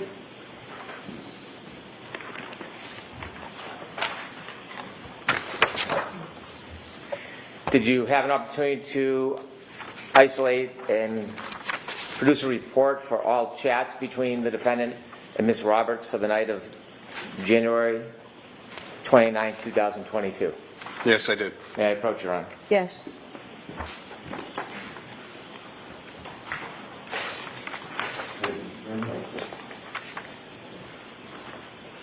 Sir, I'm handing you a document. Do you recognize that? Yes. And could you share with the jury what that is? This is text messages between the defendant and Carrie Roberts on January 29th, 2022. Thank you. I would move this into evidence, please. No objection, Your Honor. Okay. Jurors, this is the way we have to put evidence in cases in Massachusetts, okay? Exhibit 31.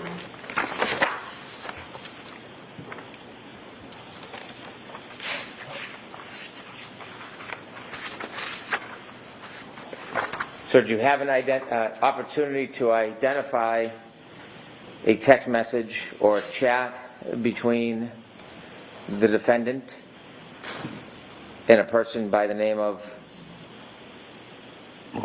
Ingrid on the morning of January 29th, 2022? Yes, I did. May I approach? Yes.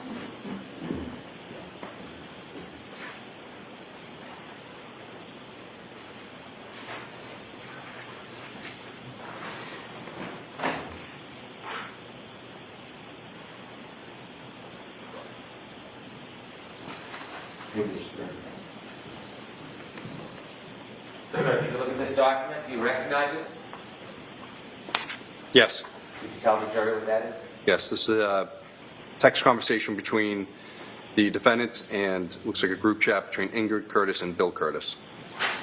So did you make that report? Yes. This is on January 29, 2022. Thank you. And move this into evidence, please. No objection, Your Honor. Thank you. Exhibit 32.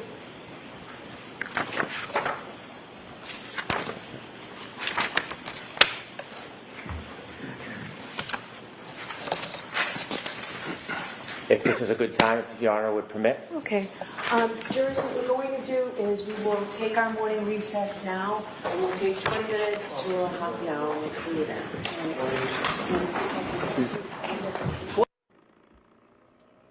Morning break. What? How long have they been on? Like an hour? Oh, I need to unmute. I switched to my mic and I had to unmute. I guess So it's been a couple hours. All right. Yeah. Sorry. yeah, we started at about an hour ago. Oh, okay. Hour 20 minutes ago. So we've not moved through a whole lot. They recall. I had a couple quick witnesses there, at least. Maybe. And they were just now. there. Well, the two bartenders. The only thing they were there for was to authenticate the bar footage. Yeah. Like she's saying, that's how they have to introduce this. Everything he just went through, he was shown each cell phone report, and he verified that, verifying evidence and then entering it. It's like, shouldn't that have all been done pre-trial? Like, I feel like we're wasting a lot of time doing it that way. Like, yeah, you're right. Before we can ever get to the testimony of what you're entering, we got to go through get an authentication process. Do they have to do it in front of the jury, though? Is that a thing, or? Well, for Massachusetts, it is. Apparently, the judge just said that's how we do it in Massachusetts. I hope the fuck Idaho ain't like that, girl. Jeez, can you imagine? We'll never get through that damn trial. Maybe that's why it's going to be 12 weeks or whatever. Oh my God. We have to watch some. Well, I've seen 2 trials in Idaho. Lori, I don't recall Lori's and Chad's being like this, right? I feel like Idaho's a way different. Massachusetts maybe just a little funky like the Indiana. I don't know.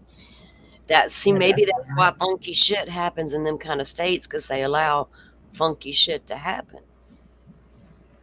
Yeah, Massachusetts is definitely weird.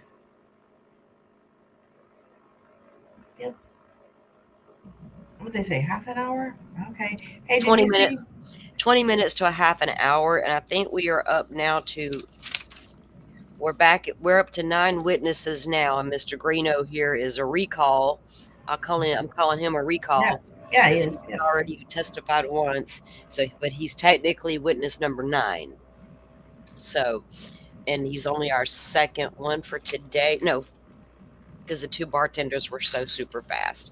I'm trying to make me a master list of. I got notes on each witness, right? From what their replies from the state and from the defense are, but I'm just trying to make a list of just the witness names only and who they were. Okay. Off of my. Yeah, because I can't remember the names, I missed one of the names, actually, because remember when you commented about how they had the other name up on their banner? I noticed yesterday it was taking them a minute to update the name on the banner.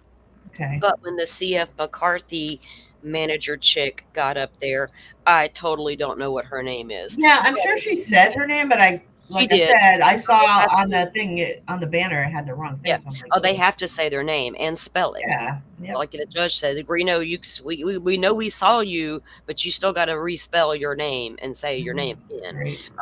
For the record. So, but it's easy to find her name. Usually at the end of the day, or even during the day, there's like a local Boston channel there. They did this in Delphi. Wish TV was amazing about it, but they'll put out the witness list of who all testified during the day, and you can go back and double check yourself if need to be. Or like in Delphi, we didn't have any other options. Hey, did you see in Discord? I shared with you 2 little clips. 2 little clips that showed. Remember the Freudian slip yesterday from Brennan and. Let me see. What was that about? I may have to snag it. Remember, I don't know if you caught it yesterday when he was like, when they were influencing you. I mean, when they were interviewing you. Oh my God! Yeah. That's what people were talking. And other people caught it. Yeah, I got 2 little clips there. Gotcha.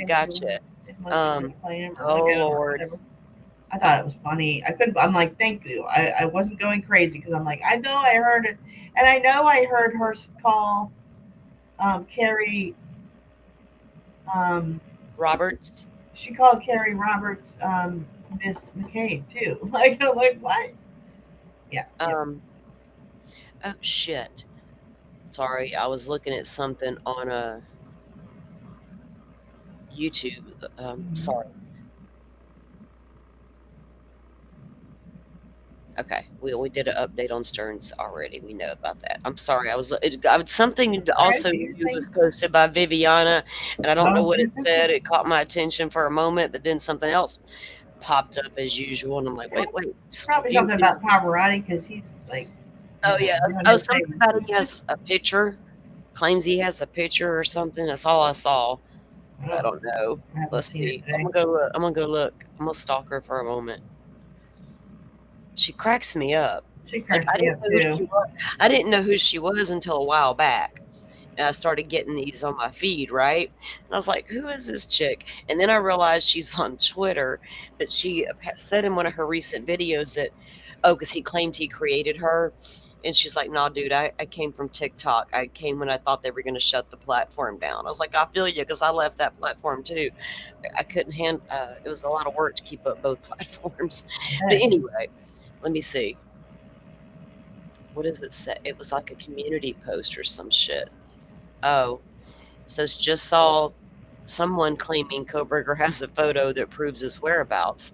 If Koberger really had taken a photo while at Wawa Park or anywhere else, we would have known about that a long time ago. That's what she's saying. That would have been his alibi.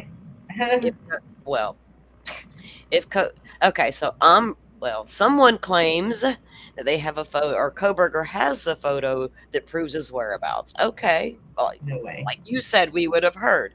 If Koberger really had taken a photo while at Wawa Park or anywhere else not at King Road between 407 and 420 on the 13th, then why has Ann not submitted it?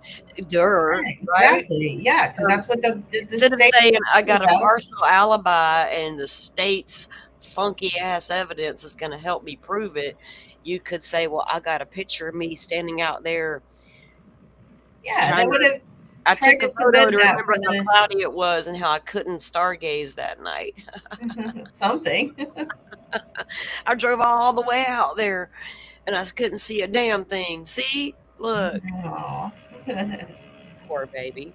I don't know. Oh, boy's just got issues, girlfriend. Yeah. You can lead a horse to water, but you can't make that stubborn ass drink. And I'm not the YouTube popo. People can believe what they want. I'm not here to change their minds. Yeah. Like, I'm not even. I think this shit is comical anymore. Some of it really makes you irritated and mad after a bit, but sometimes you got to just learn to let a lot. Well, I learned. That's what I'm saying. After so much evidence has come out, and if you still are on that side, on the side of, oh, he still could be innocent, like, I don't know what to say about you anymore. Then you know what I mean. You just can't look at evidence. Butterfly, am I confusing you? Okay, we're talking about. There's a particular channel out there that goes hard for Koberger's innocence at all cost, and have laid out a complete theory and all the alternate stuff that you can imagine is there, and people buy it hook, line, and sinker. He claims that Koberger has a photo that can prove his whereabouts the night of the 13th between the times of the murders. But apparently he doesn't. He just has the bathroom photo of him an hour later after returning to the scene of the crime. I'm not saying the name of the person. I don't like that channel. I don't do channel beefs. I don't want to do channel beefs. I don't want to have to go blocking dumbass trolls that want to come up in here because I mentioned their creator's name in a negative light. Fuck it. Shit's out there. All you gotta do is hashtag Brian Koberger. You will see it all. I'm so serious. I'm not even trying to have no creator wars. I know who all the bad actors are. I'm pretty sure I know what most of their games are. So good. Seen them all. I was here for all of it. I was down with it for a long time because if there was something there, by God, I'm gonna find it. And I found nothing. Yeah. Found nothing but a bunch of empty ass rabbit holes, right? Y'all, I can't help but show this to y'all and share it with y'all because I've been kind of griping about it. But So y'all just entertain me for a minute, because look what has happened. We have a historical sign here that we had to replace years ago after a hurricane. And there was a lot of people wanted it left the same, to look the same as the vintage sign, so it did. Now they've changed her again. Ugh. Pula Beach sign. It no longer says Gulf of Mexico. It No. now reads Oh, Drive no. East along the Gulf of America. No. Escambia County That's Commissioners my announced those sign, changes man. I today. got The a, commissioners say the move comes after I I'm got a the whole ass. executive order. Look, I don't naming agree of with the this Gulf. Gulf of America stuff. That's so dumb. that is a very famous sign. I have a needlepoint done of that sign that says Gulf of Mexico. My ex-mother-in-law did it for me probably, well, the kids were little, 30 years ago, 32-ish years ago. And I am so grateful now more than ever that I have that fucking sign, because it says Gulf of Mexico on it. But yeah, I mean, that's a very famous sign. And I didn't know they was, because I rarely watch the local shit. And yeah, they changing my sign, man. I don't know. What the hell is wrong with Gulf of Mexico? I mean, Because, okay, Firefly, it's the political implication. We're I talking about know. Donald Trump.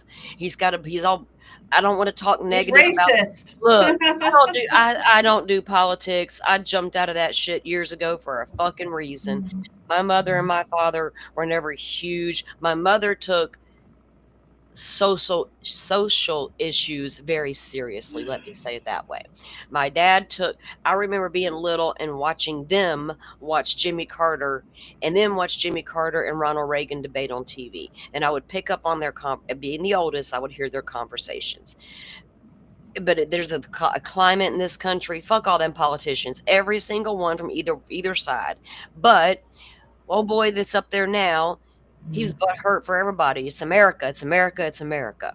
So he gonna come down here and mess with our Gulf. We can't call it Mexico simply because he hates Mexico.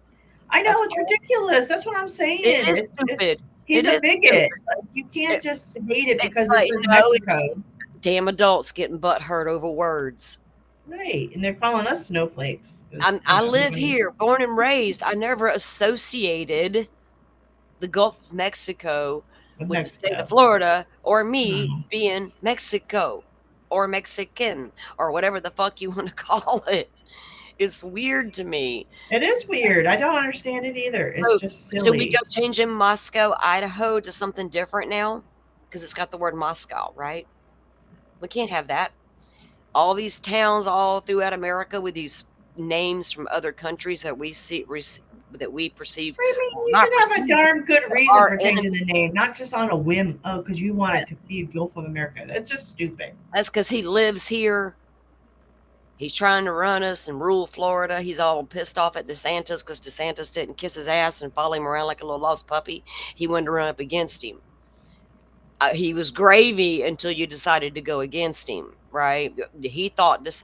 I remember during COVID when everybody wanted their governor to be my governor, DeSantis. And then he decided to run against the guy that they all loved. And they're like, ooh, he's not so good after all. I laughed. I'm like, you idiots. So anyway, quit changing my fucking sign in my Gulf. Tanner Stewart joining us now with some of the commissioners' reactions. Don't give a to the shit sign. about your To politics. Bob, Commissioners Mike Kohler and Ashley Hoffberger say the sign changes been in the works for several weeks now. They tell me it's already gaining support from other Florida lawmakers. The sign cost $2,600 roughly to change. I'm told County Administrator Wes Moreno had the authority to make this change without a board vote. Kohler says he talked with Moreno when the president's executive order went into effect February 9th, and he wanted to get something done fast. Ashley Hoffberger says she met with the local sign company who made the change and decided on the American flag themed text that you see. Hoffberger says she's received feedback from those who support the sign and also those who question the change. So it is a landmark sign, and someone asked me today, well, it's been the exact same sign for over 50 years. Like, how do you feel about changing that? And I said, well, I didn't rename the Gulf of Mexico to the Gulf of America, and I want our signage in our community to be correct, and I want it to be accurate, and I think that's exactly what we did. I had reached out to Congressman Petronas today. He was excited about it. Senator Scott gave me a thumbs up. We're excited to, have the new Gulf of America. Senator Scott. Commissioners tell me the county administrator has the authority to make changes up to $50,000 for things like this. It's unclear what other signage may be changing soon to change that Gulf name over. The changes were supposed to be unveiled in a ceremony, I was told, but commissioners tell me the sign company went ahead with the move this morning. The county's working on a formal announcement. In the studio, I'm Tanner Stewart. Y'all gotta excuse me, because this shit pisses me off. I don't know why. I don't know. understand. Well, I'm trying to make myself not let it be a Trump thing, but it's really not. I don't even think about him. I don't. He does not take up space. Yeah, in my even if he fucking wasn't head. involved in it, it's Yeah, like I a don't give a shit classic. I whoever like things to remain right. the same. I like it. Yeah. It's a sign. It's like nostalgic. It's like exactly. You're destroying a landmark. I was out there roaming around that beach when I was just a little bitty thing. Back then, you could drive on it with your four-wheel drives and tear up the dunes, and our daddies didn't know any better. Now they do. I remember when they made that the law that you couldn't do that. My dad and them rarely did it because my dad was not the guy to hang out on the beach. He was up on the river, right? But occasionally we'd go to the beach on Sunday and they would whatever. But my uncles would drive their four-wheel drives out there because you could not drive anything other than that. And they realized those dunes are protecting the island, which protect the mainland, which is the land, right, where all the people live in. So they're like, well, shit, we can't be tearing up these dunes. Y'all got to stop driving out here. And I remember them getting mad about that. And me thinking, why are y'all getting so mad about that if it's going to help protect things? I remember being a very young girl when that happened and thinking, well, they're doing the right thing. But then they allowed all those fucking condos to come tear up the dunes instead. So, whatever. Whatever. I don't go down there and visit where the tourists go. I'm sorry, guys. I love you and all that good stuff. If you ever come my way, let me know. We might meet for a drink or a meal, but when I go where that car's headed, I go way on down past all the people. And we're still staring at a fan in KarenRead.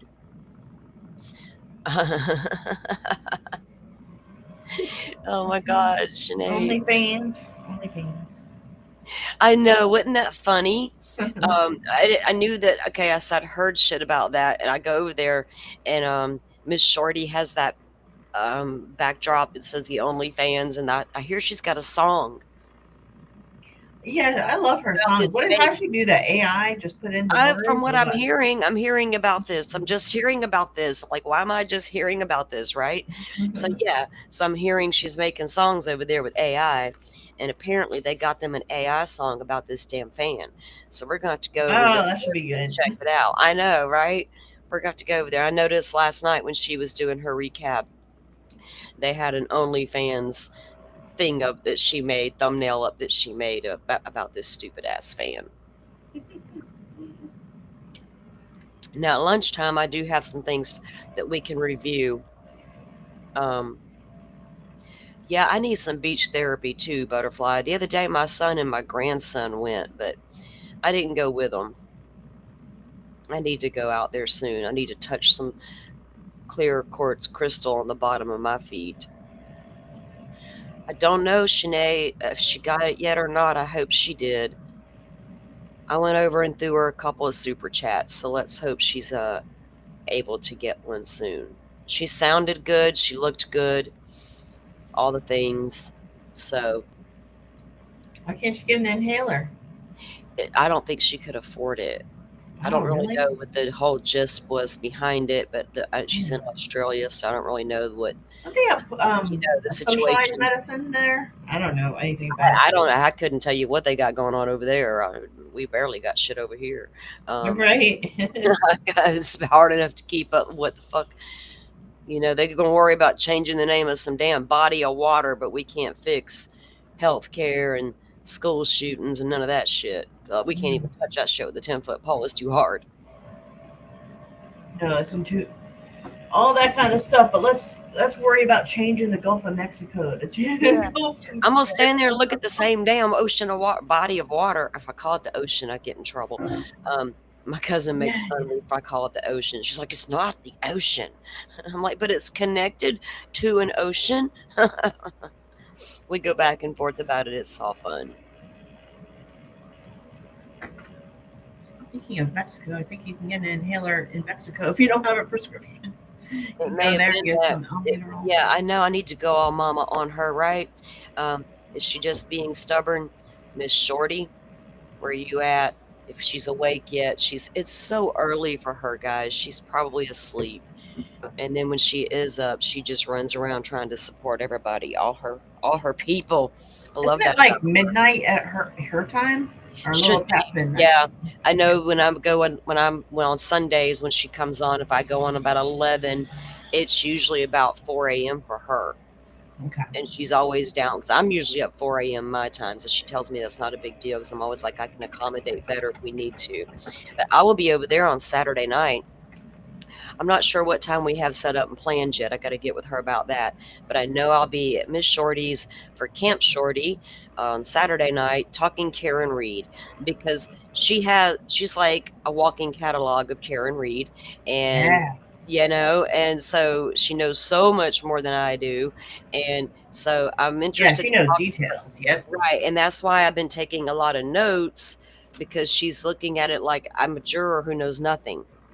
Right? That's kind of what our angle will be for Saturday night. And that's what I'm doing. I'm the juror who knows nothing except what I'm being told today. And I'm taking notes on what I'm hearing from each witness. So it should be a good conversation. She and I had an excellent conversation over there on her channel about Brian Koberger, a lot about the autism spectrum disorder stuff that would come up in the documents and all of that. It was a great show. If you guys missed it, go back and check that one out. Let's get her link dropped in here, by the way, Butterfly, if we can. We are going to go over the interview as well during lunch with Detective Tagler. We saw Maria Tagler finally testify yesterday, and Stefan Stearns and the detective. I always liked him. I liked his voice on the audio. And I don't really look at men I'm not attracted to like women or anything, but I don't look at men. I haven't looked at a man in a long time and went, "Oh my God, that's a nice looking man." And I still don't. I think you got to be super good looking for me to even do that. I don't know, but I thought he was kind of cute. He was younger, cute. He matched his voice. Do you know what I mean? We're going to go over Detective Tagler's interview that she did with Stearns, where he gives her permission to get that phone and see what you guys think. Did you tune in last night, Firefly? I can't remember if you were A in. little bit. Yeah, I watched. I mostly just listened. Yeah, I figured you guys were. It was a lengthy hearing. I knew it would be about a 3-hour hearing. I'd heard that before we were live yesterday, so I knew we wouldn't. Thank you. There's Miss Shorty's link in chat. Yeah, $2,600 to change my sign. Can you believe it? Come on. We had to rebuild the bridge when the barges broke away because we had a new 3-mile bridge under construction a few years ago, and it was already taken a few years to get the shit done, which was a pain in everybody's ass. You had to make a 45-minute detour commute. But anyway, they were almost done with our bridge, our brand new pretty bridge, bigger, better with lights and all. Damn hurricane happened, and the construction company allowed some of their barges to break away, slam into the bridge, and damage it. We had to wait. Then they had to fix that shit, which costs a whole bunch more money. Now they're going to go change the sign. They're just wasting money all the time. And now they want me to pay for a scuff mark on a concrete barrier my kid caused. That's crazy. He says it for some reason, and was a minor when it happened. The car's in my name. The insurance was in my name. He gets the letter, not me. Is that normal for them to bill know. somebody for I've never heard of that Apparently, before. like restitution, if you damage property in Florida, you can, cost but of it's a repairs. concrete barrier with a scuff mark. I would think Come on. that But at my front end of my taxpayer car, doesn't. insurance they barely paid that car off, and apparently the document How much says are they saying? I don't even know. My kid's supposed to send me a picture of the letter because he's like 30 minutes from me and he's working and in school. And so I got to get up with him this week to get my hands on the letter because I haven't gotten one. And I told him last night to send me a picture of the thing and he didn't. So, yeah, I don't know. I'll figure it out. But I ain't paying for no damn scuff mark on a concrete barrier. My whole front end fell off and y'all didn't want to do shit but pay it off barely. In fact, yeah, if it wasn't for the gap insurance in Florida, I'd have been stuck owing money on that damn car. Well, they said they filed it through Insurance Butterfly. My insurance didn't pay it. Now, I don't know. After I was all done with insurance and had no car, I didn't have a need to have insurance anymore, so I canceled my insurance. Did they file after that cancellation? I don't know. Yeah, You know but what I you had coverage during the accident, so that's what Exactly. matters. Exactly. I don't care if it's 10 grand. They'll get $10 a month and they'll call it a fucking day. That's crazy, though. In Florida, they can't do shit if you're making a payment on a lien or anything like that. You know, I'm not really worried about it. It's just it's an insurance aggravation in Florida is all it is. Insurance in Florida is a racket. It's a whole ass racket.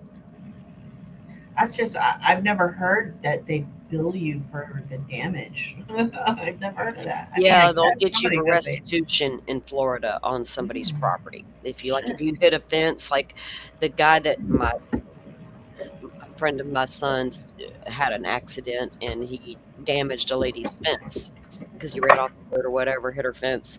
But yeah, he had to pay to repair that shit. So you do have to do it. Yeah, I'll read it. I'm gonna read the document, Butterfly, and submit whatever information they need me to submit and take it from there. I'm gonna let Jesus take the wheel because I don't like stress in my life. And if they think they're gonna stress me out with their little letter and their threat, See, I overthink things because, like, good luck why, with that. like You the fence you're talking about. Why didn't the homeowners insurance pay for that fence? You know what I mean? well, it's Florida, And girl. if homeowners insurance You pays live in for it, then why Florida. are you billing somebody else? You know what I Mhm. mean? I Yeah, just, but I don't know. Florida homeowner, look, I have no faith in Florida and insurance. I was Yeah. in a house destroyed by a hurricane while it was happening.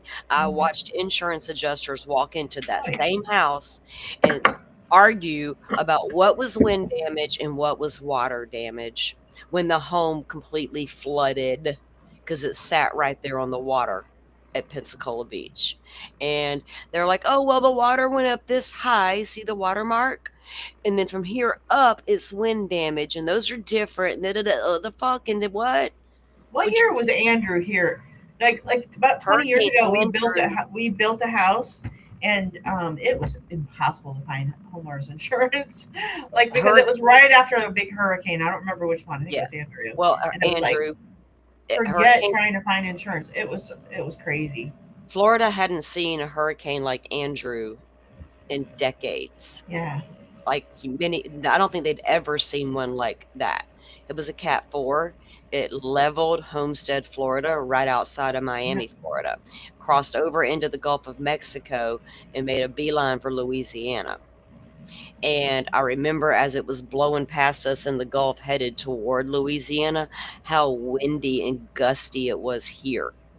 And me thanking God it wasn't coming here because it was still cooking as a big ass hurricane. They had to use tent cities in Miami, Florida after Hurricane Andrew because every single roof of Oh, every I single remember we home drove to the was Keys gone. right Right? after it happened, and you could see like all the houses had the blue No tarps roofs. and stuff. Well, Yep. because of that, they changed building code rules Oh yeah. here, and now you don't have that problem anymore. But back then, every single home lost a roof. I became prepared from that day forward to lose a roof during a hurricane. I already told myself, make a plan of action. You have 3 babies. You live in hurricane country. Don't be an idiot. Expect a roof to come off, and you can't panic in the middle of that shit. You got to know what your plan is. So my husband and I thought about it. Put them in the bathtub, and we're going to put the twin mattress on top of them. That's all you can do. You can't jump in the car and run during the middle of a Cat 4 barreling down on your ass. It's not going to happen. So there's things you have to do. But then, then when Hurricane Ivan came through, they warned us about storm surge for the first time. Oh, that makes me think we had property on Wikiwachi River that we were going to build a house on, and after the hurricane came, they changed it so you had to put it up on stilts. Uh-huh. Because you're in Exactly. the flood zone. It's like, oh shit. Yeah, because when they tried, they really, I mean, I was listening, I was paying attention, I was a little shocked by some of the things they were telling me about this storm surge. I still didn't listen enough because I made a fatal mistake and I stayed on the water. And I really shouldn't have done that. It was not fun. It was horrible. And I'll never do it again. Ever, ever, ever. You can't pay me to live on the water in Florida as much as I want to. I won't do it. Yeah, it's not It's worth it's it. too much. It's too much when your whole entire home is gone and everything in it's gone. It's not worth it, you know. It's like But if you like water that much, you can just be inland and like a few miles away, a little yeah, that's the best way high to and do it. dry. I got water within minutes of me no matter where I go. Right. Whatever direction I want to go in, I can be at the fucking creek in 5 minutes. I can be at the river in 15 minutes, or I can be at the beach in 20 minutes. You know, it's whatever I want. So I chose way up in the country where it's dry. But then But I you're not realized safe I'm here just a either. wind tunnel. I'm like, what the fuck, man? I was gonna say because my daughter has this property here in Brooksville, and it's Mm-hmm. like it's pretty far inland. But that last hurricane came through and knocked all kinds of trees Yeah. over, and And like girl, here we are again, about to be right up in the middle of that shit all over again. Hurricane yeah. season is upon us, Firefly. Oh gosh. We're gonna be okay, girl. Northwest Florida's not gonna get a big one. Central Florida's not gonna get a big one. We're gonna be fine. Oh yeah. I We're don't just worry gonna too much. speak that into existence right here, right now, okay? On just what is this, April 24th, 2025. Firefly and I say no hurricanes, Florida. We're not having it. You got some shady ass insurance. And we're not gonna take it. We didn't come here to have a hurricane show. But I'll go ahead and warn y'all during hurricane season, if there's hurricanes, I do give updates on the weather. I may not like sometimes I'll go live, it depends, because I'm kind of a weather nerd, I'll just put it that way.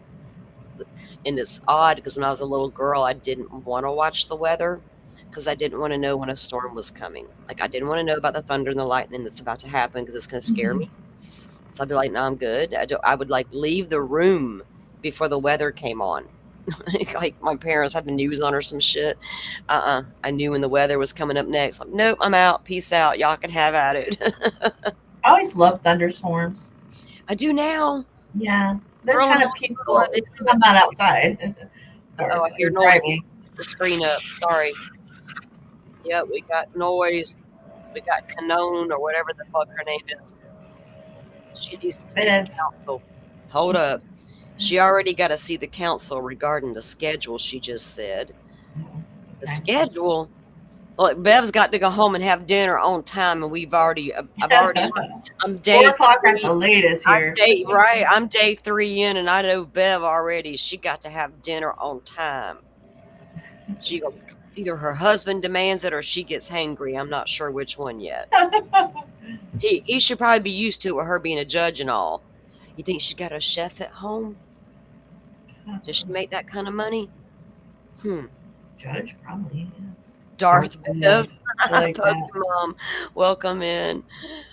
Oh my God, she got to get home and get into bed. She's probably one of them dark 30 people that go to bed at dark 30. Got to eat dinner and then get her a piece of cake. Have some dessert.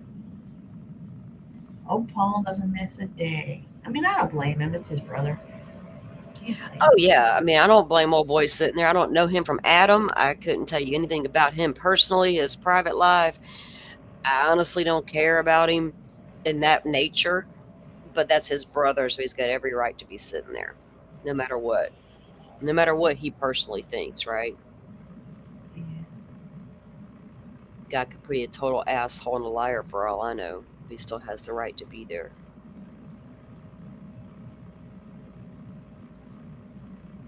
Just like Koberger's parents have the right to be there.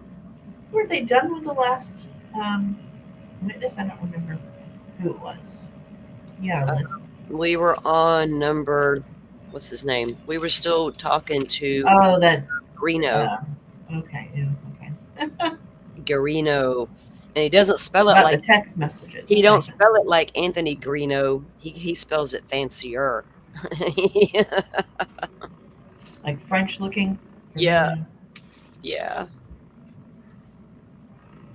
So I heard that name. I was like, oh man, really? Nothing fancy about Anthony Greeno. But good Lord, no. I think he done ran his ass I think he ran his own ass out of YouTube. He was in prison for a little while, wasn't he? On him and his fake, I got a documentary coming up. I'm going to be on national TV. Okay. I'm going to delete my whole YouTube channel because of it. Before he went back to prison, he was the one that was doing the Delphi case. A lot of stuff. Yeah, that's where I know him from. Yeah. Fuckery in Delphi. Damn social media. Got your name all up in them documents, didn't you, Greeno? Emailing the judge and shit. I ain't about to email no damn judge and get the FBI looking at me. I'm not a freedom fighter.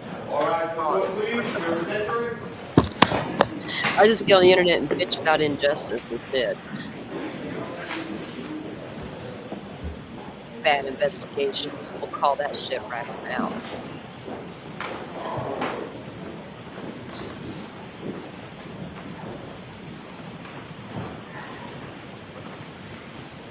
Is it Pokemon? Seriously? Same guy? I thought you guys had mentioned that when he first testified, right? Yep. Worked the same because he worked that case as well. And I've done a live show on the connections between those two cases. So All right, Mr. Brennan, whenever you're ready. Thank you, Your Honor. All right, I'm muting out.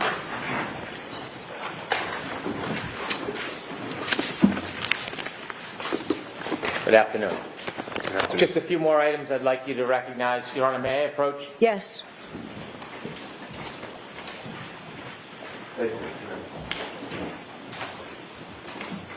Showing you an envelope. Do you know what's in that envelope? Yes, the raw data extraction of John O'Keefe's cell phone. Your Honor, I'd ask it to be marked simply for identification, please. Okay.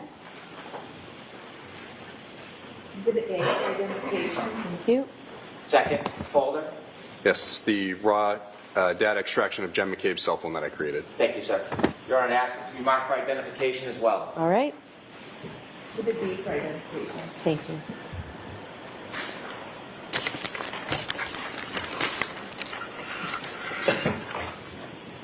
Trooper, you shared with us that you downloaded the extraction of the phones that you identified and you made reports based on specific identified features. For example, a conversation between two people.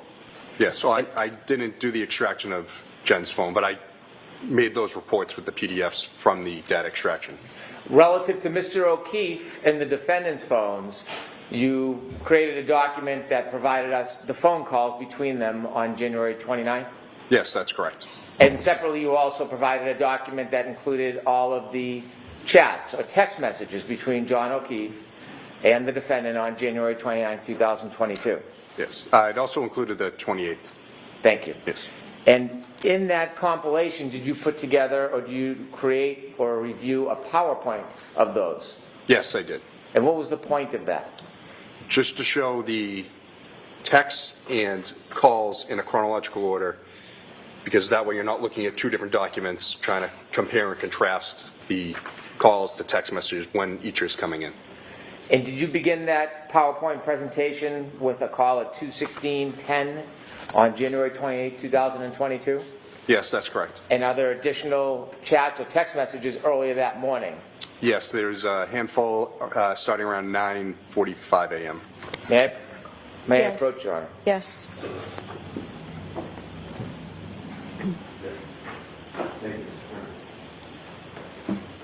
Handing you a folder, sir. Could you take a look at it? Let us know if you recognize what's in it. Yes. So this is the bulk of this is the PowerPoint calls and text messages, and at the beginning, there's the messages from before 2:16 in the morning. I'd like to introduce this as an exhibit, Your Honor. Okay. No objection, Your Honor. All right, thank you. Exhibit 33. With Court permission, I'd ask the witness to read the text messages from the morning hours, and then we begin the PowerPoint presentation. Okay. Thank you, Your Honor. Do you have a hard copy of those for me? It was provided. I'll see if we have another copy if you don't have it. All right, I have, it's in here, the pre-morning hours, the ones that we discussed at sidebar. If you don't have them, The defense has a copy for you, Your Honor. thank you. Madam? I'm sorry. Thank you, Ms. Little.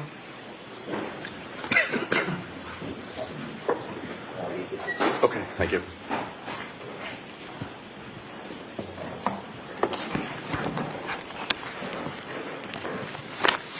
May we begin, Your Honor? Please. Could you first read the text messages from that morning to the jury? Yes. Apologize if I misspell things or state things. Start time, all right. It's a little different than the format I had before. All right, this is from Karen Read to John O'Keefe. You have really hurt me this time. This was sent at 9:49:20 a.m. on the 28th. From John O'Keefe to the defendant, I'm sorry, this has been an issue with me for 8 years. It physically hurts me to see everyone else in their life do things for them, and I'm forced to always be the bad guy. This was sent at 10:02:56 a.m. on the 28th. From the defendant to John O'Keefe, I'm not the same as everyone else. Most of the time I try to do what is healthy/smart for them. More importantly, I try to support you in what you need. You just lashed out at me and said terrible things. I don't know how you've gotten to this point with me when I'm just trying my hardest. You made your point and continue to beat me down. I have a lot going on too. Physically, I am falling apart and trying to get answers and help. 10:09:49 a.m. on the 28th. From the defendant to John O'Keefe, I am just your girlfriend. I am not a perfect parent. I am trying very hard and sometimes treat them nothing like I used to. 10:46 a.m. on the 28th. From John O'Keefe to the defendant, I know, I'm sorry for lashing out. I'm just hurting and struggle daily with them.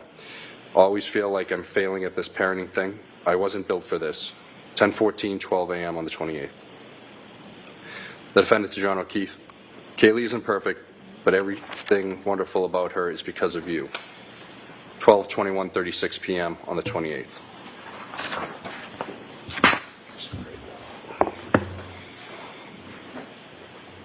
From John O'Keefe to the defendant, an emoji is sent at 12:21:59 on the 28th. From the defendant to John O'Keefe, it's true, I know she's her mother's daughter, but she wouldn't be so bright and successful if she lived with anyone else. 12:22:51 p.m. on the 28th.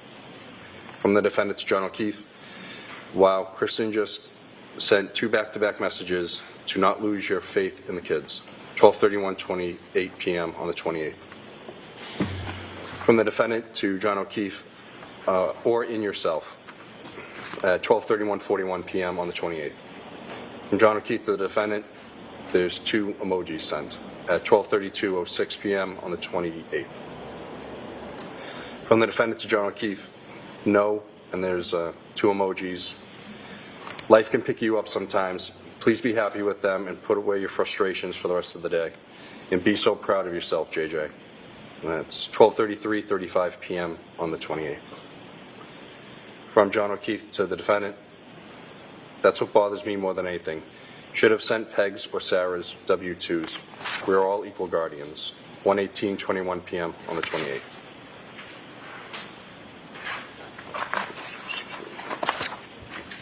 From the defendant to John O'Keefe, maybe you can call someone.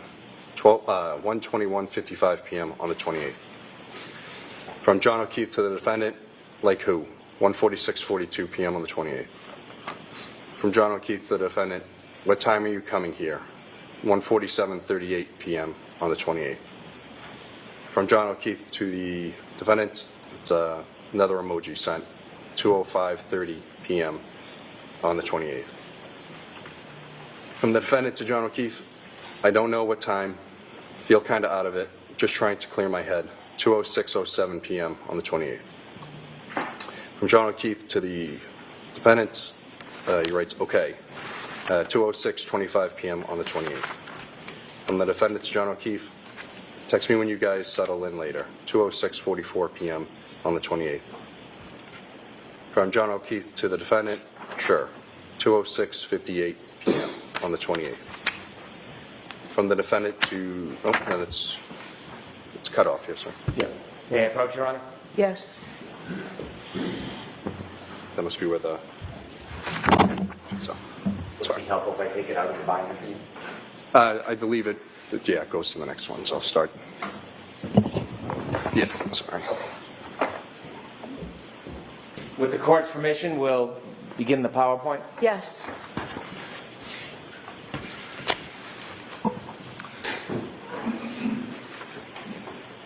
At your leisure. Okay.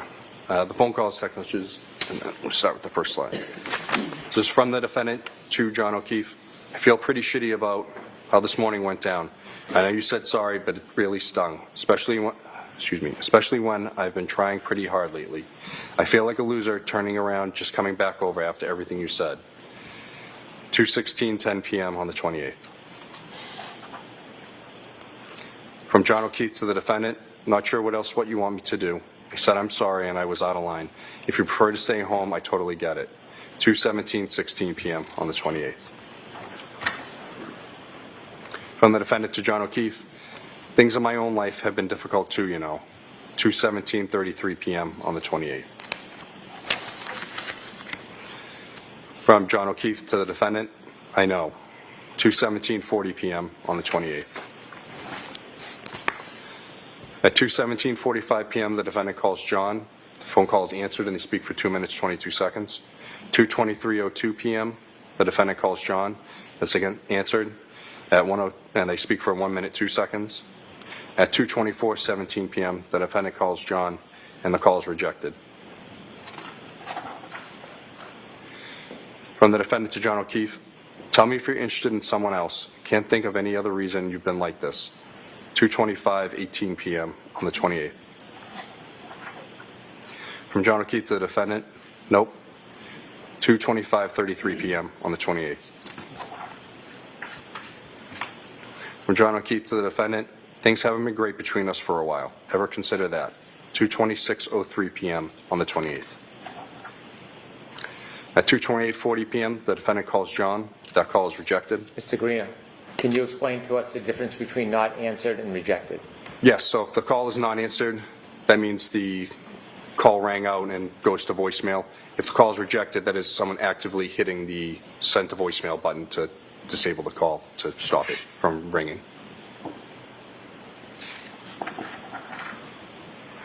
From John O'Keefe to the defendant, kids are here, not in the mood to talk. 2:29:03 p.m. on the 28th. From the defendant to John O'Keefe, so you're not into it anymore. That's fine, but I don't want to keep trying and you keep treating me like this. 2:29:12 p.m. on the 28th. From the defendant to John O'Keefe, I'm trying to hug and kiss you this morning and you whack me in the face with a pillow. 2:29:59 p.m. on the 28th. From the defendant to John O'Keefe, last night you're basically like, yeah, what about when we talk about the future? So why don't you just admit you're not into so much anymore? 2:30:23 p.m. on the 28th. From John O'Keefe to the defendant, not how it went down, but okay. 2:30:26 p.m. on the 28th. From the defendant to John O'Keefe, can you please admit your head is out of the game with us? 2:30:52 p.m. on the 28th. John O'Keefe to the defendant, sick of always arguing and fighting. It's been weekly for several months now. So yeah, I'm not as quick to jump back into being lovey-dovey as you apparently. 2:32:28 p.m. on the 28th. At 2:32:47 p.m., the defendant calls John. That call is rejected. John O'Keefe to the defendant, OMG, stop calling. 2:32:54 p.m. on the 28th. From the defendant to John O'Keefe, then why would you start with me this morning, 2:32:58 p.m. on the 28th? From the defendant to John O'Keefe, you're setting me up to fail, 2:33:05 p.m. on the 28th. From the defendant to John O'Keefe, you started a number of fights from your end, 2:33:26 p.m. on the 28th. And John O'Keefe to the defendant, I've explained it a few times already, not doing it again, 2:33:31 p.m. on the 28th. From the defendant to John O'Keefe, so you're not into this anymore, 2:33:41 p.m. on the 28th. From John O'Keefe to the defendant, not into fighting all the time, correct, 2:34:03 p.m. on the 28th. From the defendant to John O'Keefe, if you tell me you're interested in someone else, you will never hear from me again. You can have all the space in the world, 2:34:11 p.m. on the 28th. From John O'Keefe to the defendant, he sends an emoji, 2:34:19 p.m. on the 28th. From the defendant to John O'Keefe, then stop starting with me, 2:34:20 p.m. on the 28th. 2:34:29 p.m. the defendant calls John. He rejects the call. John O'Keefe to the defendant, I'm not answering, stop calling, 2:34:42 p.m. on the 28th.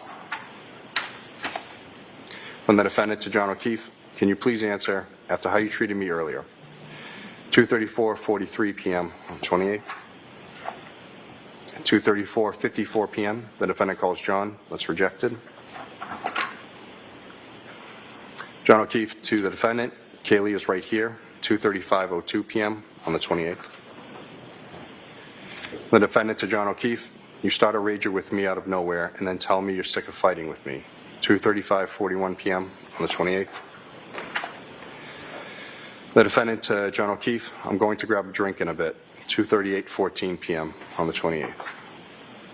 2:38:42 p.m. the defendant calls John. That call is rejected. The defendant to John O'Keefe, can you please answer? 2:38:52 p.m. on the 28th.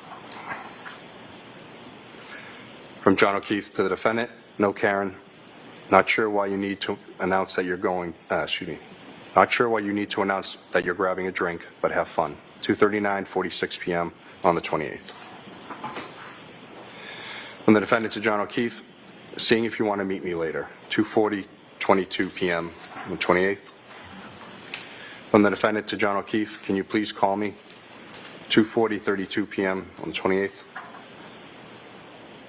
From John O'Keefe to the defendant, have to take them to the doctor, he has practice, 2:40:55 p.m. on the 28th. From the defendant to John O'Keefe, yeah, 5 minutes, 2:41:17 p.m. on the 28th. At 2:43:01 p.m., the defendant calls John. It's not answered. At 2:43:45 p.m., the defendant calls John. The call is rejected. John O'Keefe to the defendant, my father just walked in, 2:43:58 p.m. on the 28th. The defendant to John O'Keefe, okay, can you please call me for 2 minutes? 2:44:14 p.m. on the 28th. John O'Keefe to the defendant, not right now, 2:44:23 p.m. on the 28th. The defendant to John O'Keefe, I'm there when anyone else needs me, 2:44:26 p.m. on the 28th. At 2:45:32 p.m., the defendant calls John. The call is rejected. The defendant calls Mr. O'Keefe. Yes, John, you gave me utter grief this morning. I'd like you to call me for a minute. 2:46:16 p.m. on the 28th. The defendant to John O'Keefe. I've been trying to get over the hump with is arguing, and now you tell me you're not into doing things, and you don't want to fight weekly, but fly off the handle at 8 a.m. with me, like you're setting me up to fail. 2:47:08 p.m. on the 28th. The defendant to John O'Keefe, I've been dealing with my own personal crisis over things I have zero control over. I'd like to lean on you too sometimes. Instead, I just hear everything I've done wrong. 2:48:34 p.m. on the 28th. At 2:56 p.m., the defendant calls John. The call is rejected. At 2:51:13 p.m., the defendant calls John. It's rejected. 2:52:37 p.m., John calls the defendant. It's not answered. At 2:53:56, the defendant calls John. Again, not answered. The defendant, John O'Keefe, you seriously cannot pick up the phone for 2 seconds. 2:54:13 p.m. 2:58:05 p.m., the defendant calls John. It's rejected. At 2:59:13, John calls the defendant. The call is answered and they speak for 4 minutes, 59 seconds.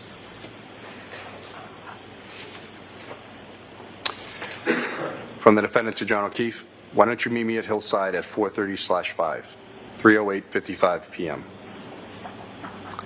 John O'Keefe to the defendant sends an emoji at 3:10:08 p.m. on the 28th. From the defendant to John O'Keefe, or whenever you get, or whenever you get everyone settled, 3:10:35 p.m. on the 28th.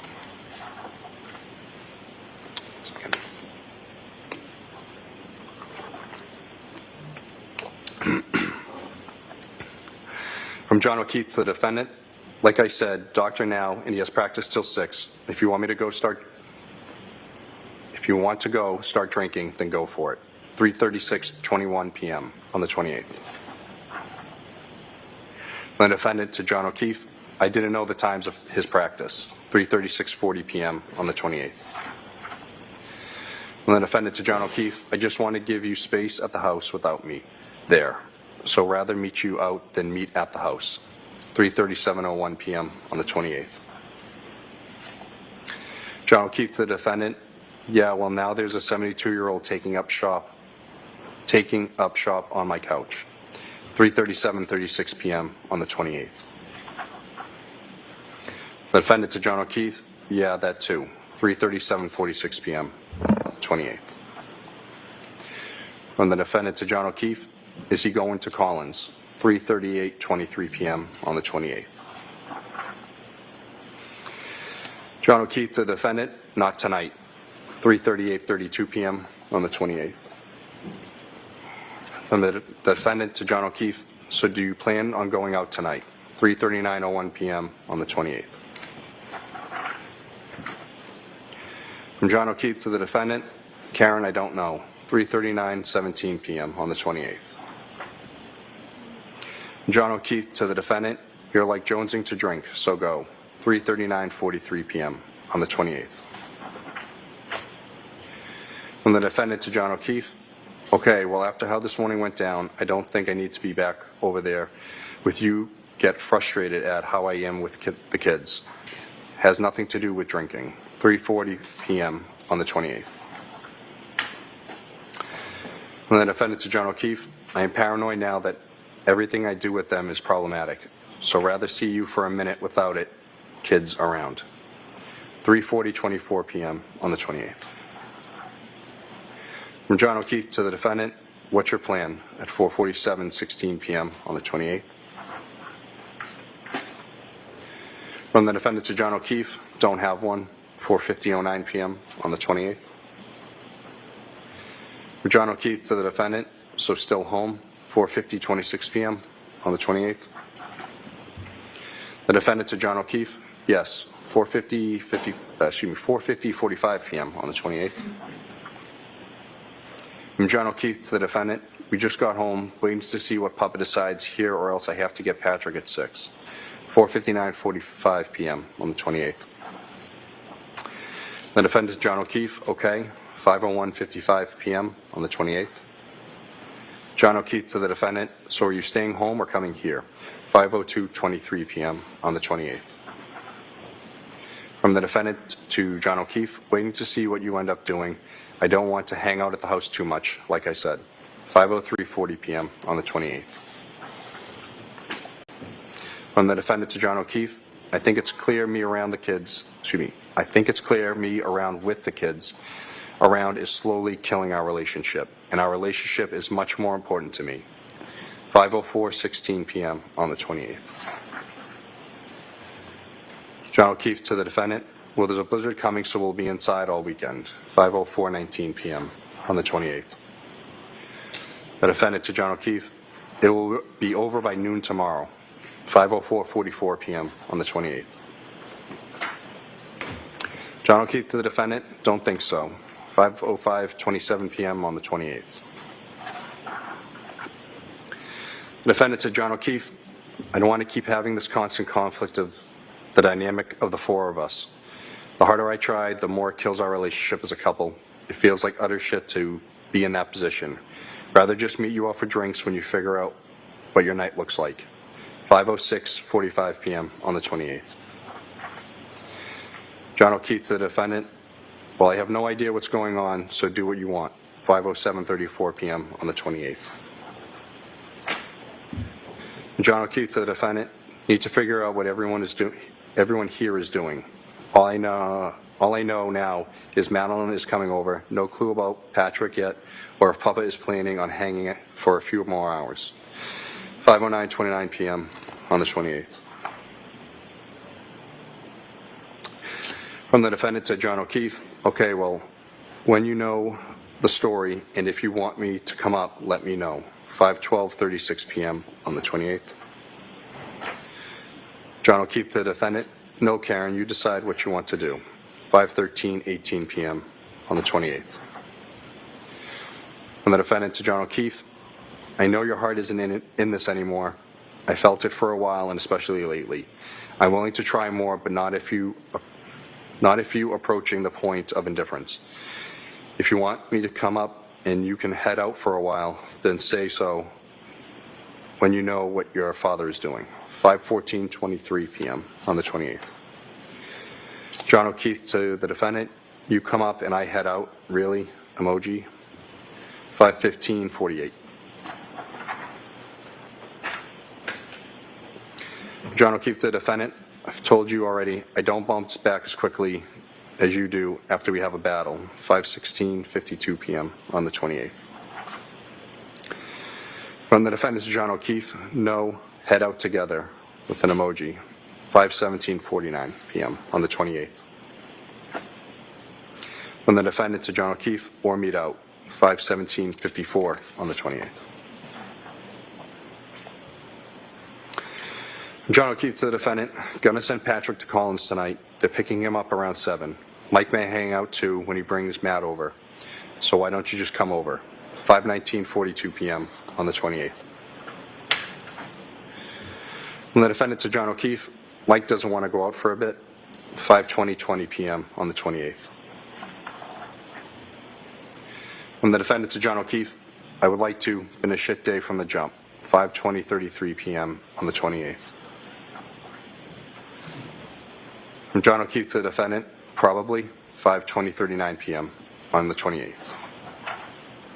From John O'Keefe to the defendant, I just got sober an hour ago. 5:20:56 p.m. on the 28th. From the defendant to John O'Keefe, I'll text you, hang with Mike for a few. I don't need to butt in. Text me if/when you think you may head out. 5:25:12 p.m. on the 28th. From the defendant to John O'Keefe, can you send me Tim Zoll's contact info, please? 5:26:38 p.m. on the 28th. John O'Keefe to the defendant, I paid the last bill. 5:27:08 p.m. on the 28th. From the defendant to John O'Keefe, you didn't have to do that, thanks. 5:27:43 p.m. on the 28th. From the defendant to John O'Keefe, are you really not going to accept my friend request? 5:32:33 p.m. on the 28th. From John O'Keefe to the defendant, an emoji on what, FB? 5:33:01 p.m. on the 28th. From the defendant to John O'Keefe, yeah, we've been going out for 2 years. 5:33:20 p.m. on the 28th. John O'Keefe to the defendant, I haven't gone on. You defriended me over a year ago, I believe. 5:33:48 p.m. on the 28th. From the defendant to John O'Keefe, Kerry texted that they're headed out in a bit. 6:05:29 p.m. on the 28th. From John O'Keefe to the defendant, okay. 6:14:55 p.m. on the 28th. From the defendant to John O'Keefe, she's going to let me know where. 6:17:51 p.m. on the 28th. From John O'Keefe to the defendant, so you're going to meet them 6:18:12 p.m. on the 28th. From the defendant to John O'Keefe, just presenting it as an option, wouldn't mind hanging out with them for a drink. 6:19 p.m. on the 28th. Sorry.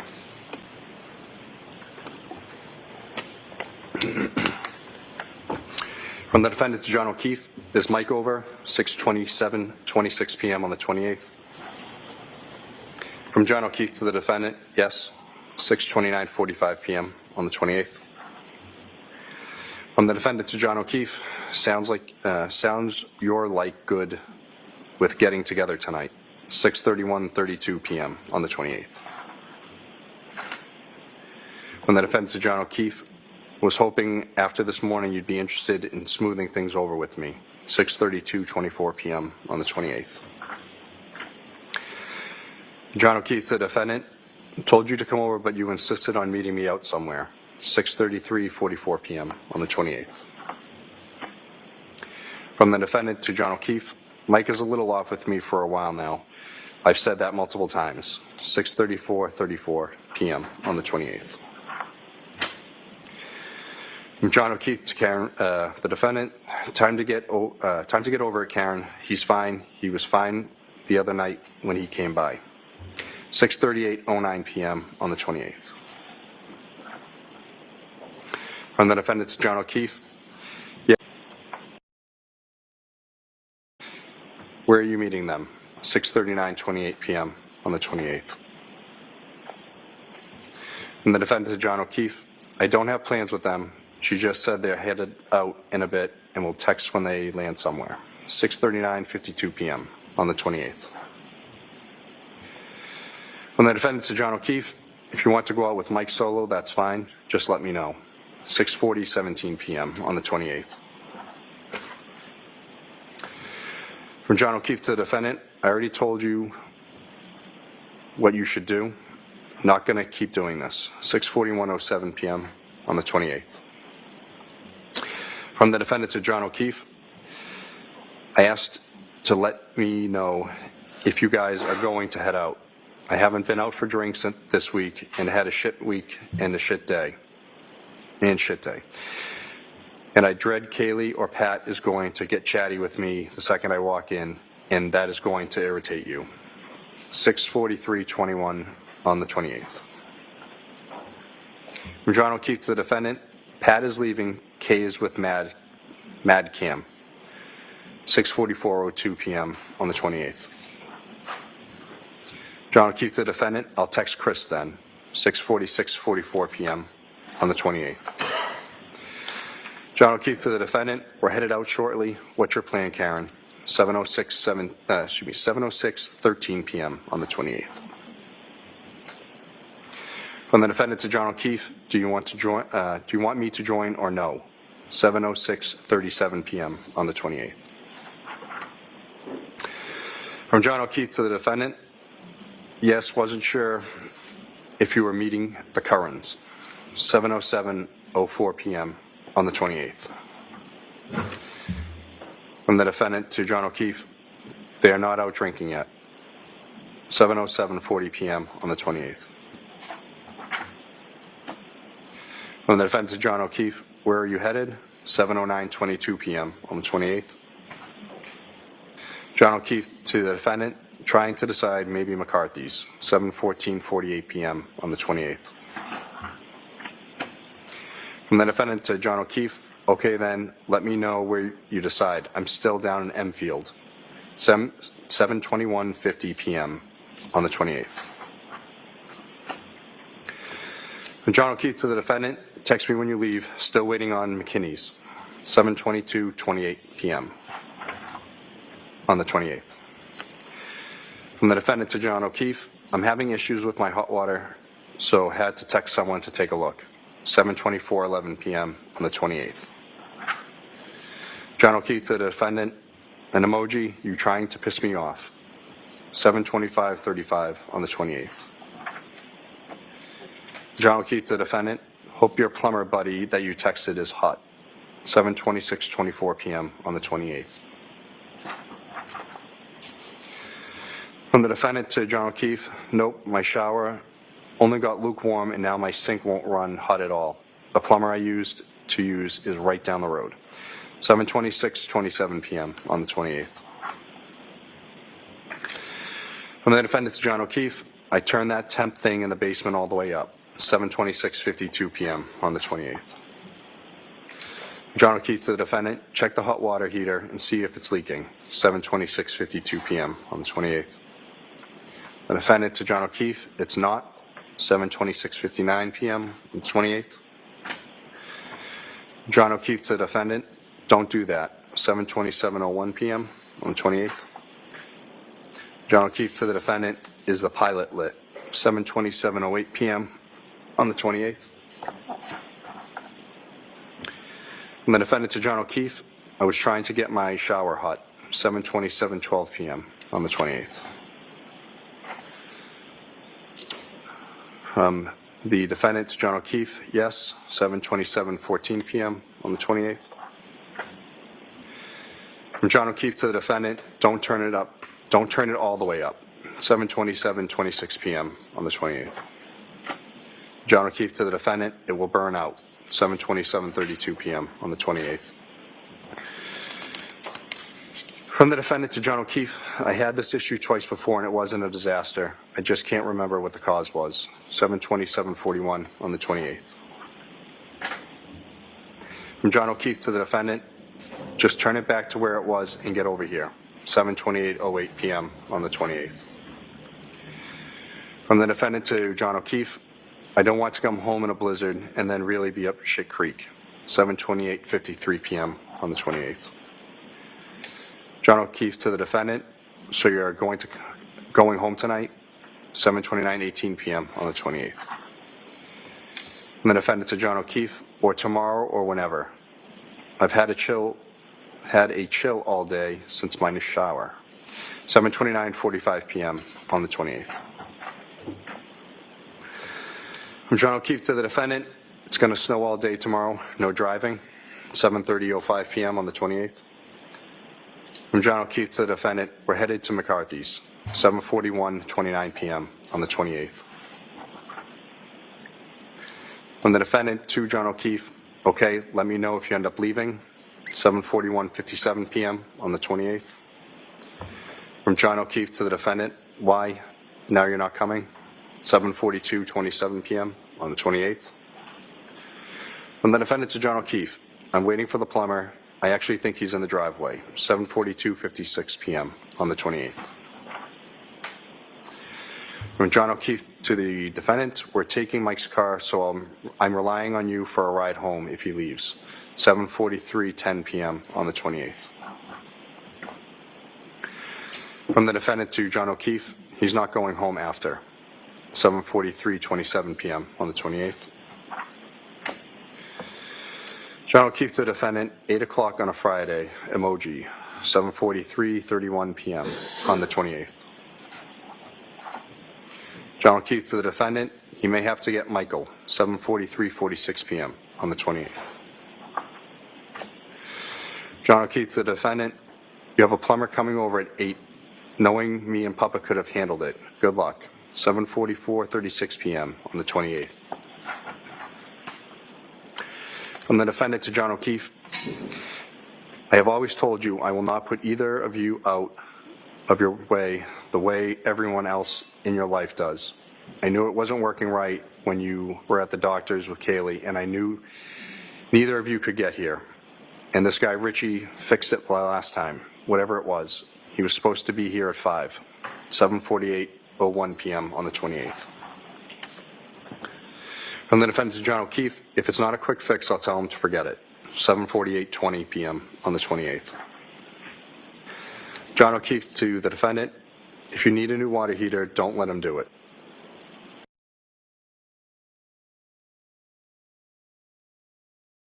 $7:55:04 p.m. on the 28th.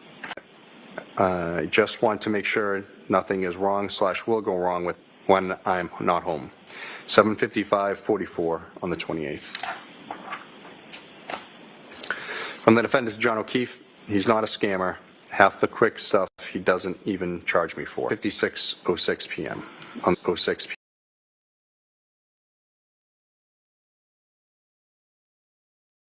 Doesn't even charge me for. 7:56:06 p.m. on the 28th. The defendant, John O'Keefe, he just put the toilet seats on crooked. 7:56:28 p.m. on the 28th. John O'Keefe to the defendant, status 8:09:02 p.m. on the 28th. From the defendant to John O'Keefe, still here with an emoji, 8:09:18 p.m. on the 28th. From the defendant to John O'Keefe, said he's got to go to HD and probably be back mañana, 8:23:56 p.m. on the 28th. From John O'Keefe to the defendant, so 8:24:43 p.m. on the 28th. From the defendant to John O'Keefe, an emoji, 8:25:02 p.m. on the 28th. From the defendant to John O'Keefe, just trying to figure out if I need to be here, 8:25:51 p.m. on the 28th. From John O'Keefe to the defendant, what does it need, 8:26:01 p.m. on the 28th. From the defendant to John O'Keefe, I don't know. He showed me some pieces that was all rusted with an emoji. I don't understand half this stuff, 8:26:42 p.m. on the 28th. John O'Keefe to the defendant, on the water heater, 8:26:59 p.m. on the 28th.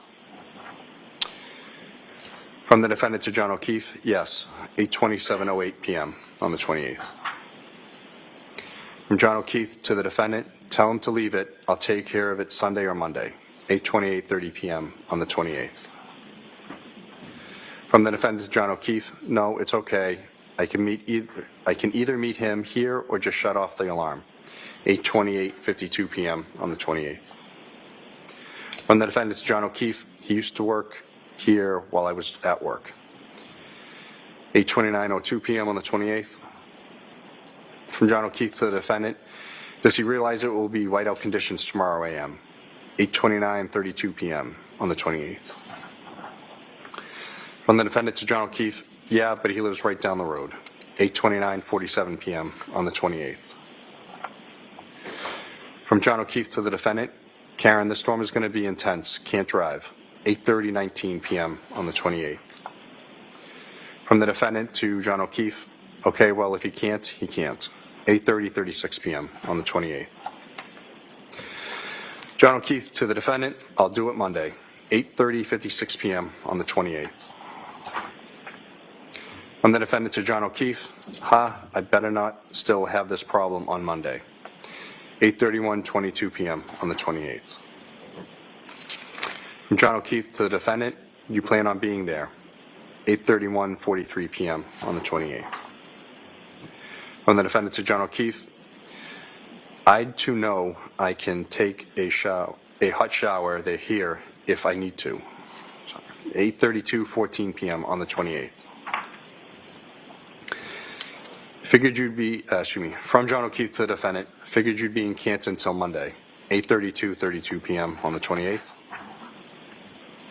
From John O'Keefe to the defendant, I'm getting off my phone, let me know what you're doing, 8:32:54 p.m. From the defendant to John O'Keefe, I think the four of us together is toxic to this relationship, would like to limit it, 8:33:16 p.m. on the 28th. From the defendant to John O'Keefe, you said so yourself for probably a year now, 8:33:52 p.m. on the 28th. John O'Keefe to the defendant, blizzard tomorrow, nobody is going anywhere, 8:33:56 p.m. on the 28th. From the defendant to John O'Keefe, maybe I'll come back late tonight, bad snow is in the early a.m., 8:35:14 p.m. on the 28th. From the defendant to John O'Keefe, I'll head up there in a few min, let me know if you leave, 8:35:26 p.m. on the 28th. John O'Keefe to the defendant, an emoji, He says, sure. 8:34 p.m. on the 28th. And that was the last of them.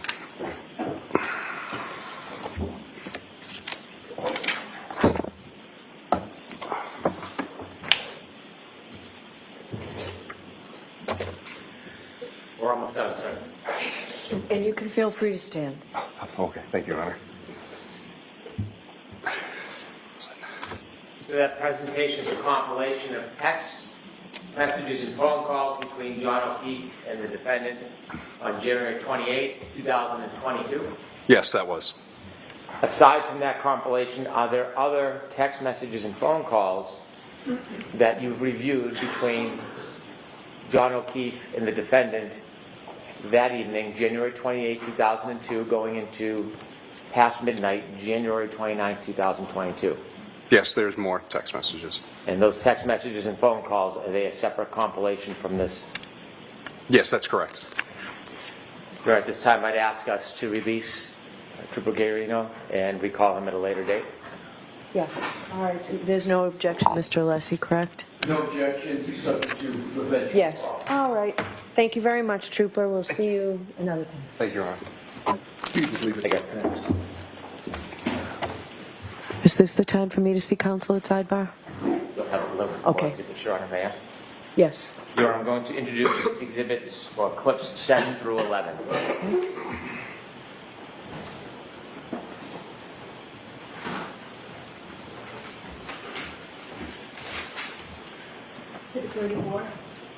Thank you.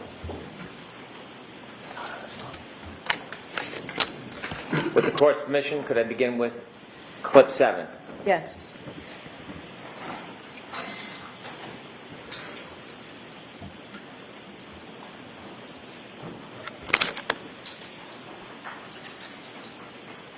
When you walked out of the bar, how many drinks had you had? I had probably about 4.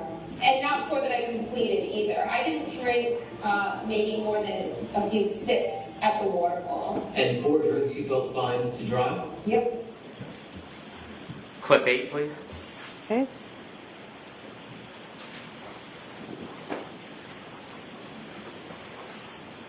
And is the level of intoxication pretty high here for everybody? It's happy. Yeah. It's Because you'd had a lot to drink, right? I wouldn't say I had like a normal amount. Let's say like a vodka tonic every 40 minutes. Okay. And so are you feeling like buzzed? And I'm not judging, I'm just trying to get a sense. Buzzed. Yeah. Clip 9, please.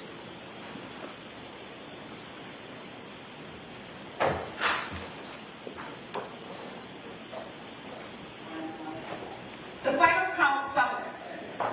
final count of my alcohol intakes, probably about 5 or 6 or 4. The drinks that they were pouring me at McCarthy's, which is where I consumed most of the alcohol, was the weakest vodka tonic. It tasted just like old soda water with lime. Not that I need it to be a martini, but it might have had a splash of vodka in it. So I said, John, this drink tastes like it has no vodka in it. And he said, just get a shot and mix it yourself. So each drink was being counted as a double. So I would get a vodka tonic, and then I would pour a shot into it, so that would count as 2. Frankly, it just felt like a regular cocktail. It was just a really weak pour, so I asked for a shot. So for my taste, it just tasted like that's the normal strength of what a drink should be. So I had maybe 2 or 3 that are being counted as 4 and 6. And I don't know. I felt fine. I felt like I was buzzed. And then there was one drink, the last one that was given to me, which I would have counted as 3, but they're counting as my 6th cocktail. The guys that we were with brought around the shots, and they gave me one that I didn't drink, but I poured it in my drink. So that's now my 5th and 6th drinks, with the 7th, which is a shot that all the men did, and I poured it. So that one glass that I'm holding, that I go into the waterfall with, has 3 drinks in it, a vodka tonic and 2 shots. And which is why John said to me, you're not leaving that drink here, like you haven't touched it and just poured a bunch of vodka. He's like, just take it with you, which was something he always did. So then I go into Waterfall and I put that drink down and I socialize most of the time. So that would have been my 5th, 6th, and 7th drinks. Then John orders me a drink at the Waterfall that I don't drink, that he takes with him. And then there was a round of shots that Chris Howard bought that I did take. So that would have been the night. But I did not consume 9 vodka martinis or take 9 shots, depending on how you count it. And the last 2 drinks I didn't touch. Clip 10, please.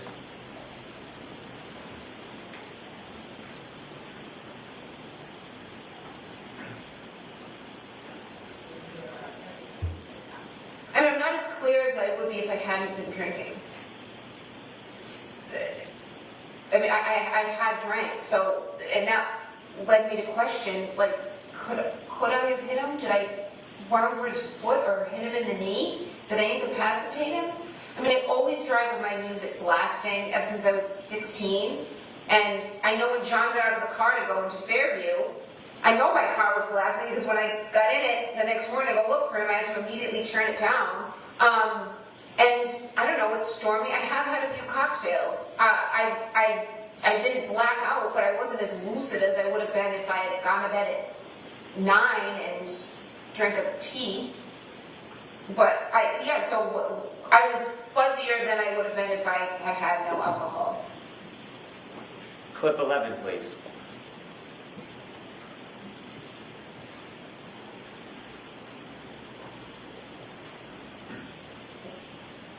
How did you feel after that many drinks? When you got in the car, did you feel like you could drive, and did you feel how I wouldn't have gotten on the expressway.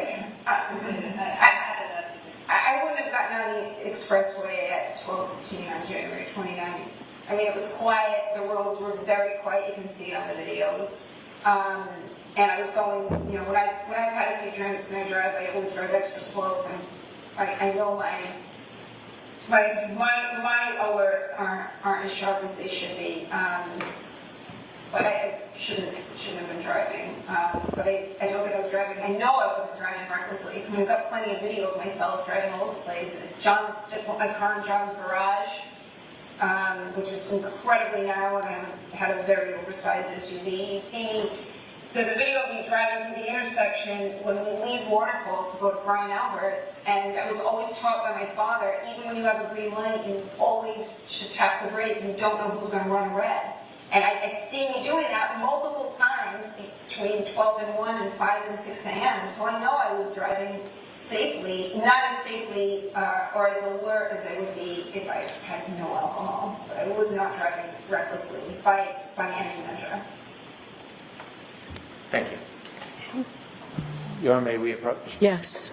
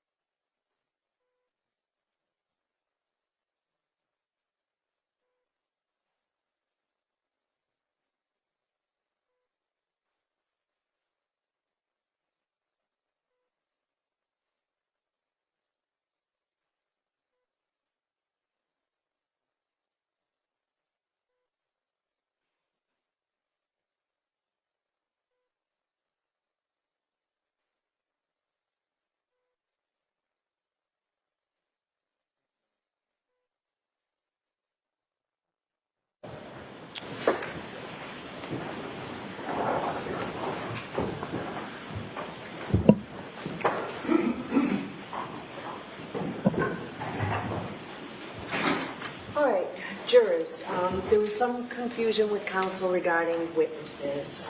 So those are the witnesses for today, so we're done for today. Counsel assures me that won't happen again, but more importantly, we're on track. We're on schedule, not going for the rest of the day.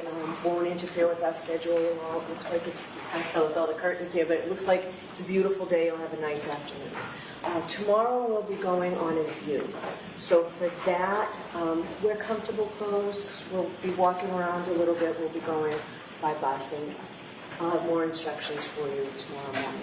But please follow those instructions. Do not discuss this case with anyone. Don't do any independent research or investigation into this case. If you happen to see, hear, read anything about this case, please disregard it and let us know. And we'll see you tomorrow morning. Remember, tomorrow's a half day. All rise for the court, please. Jurors, close your notebooks and follow me.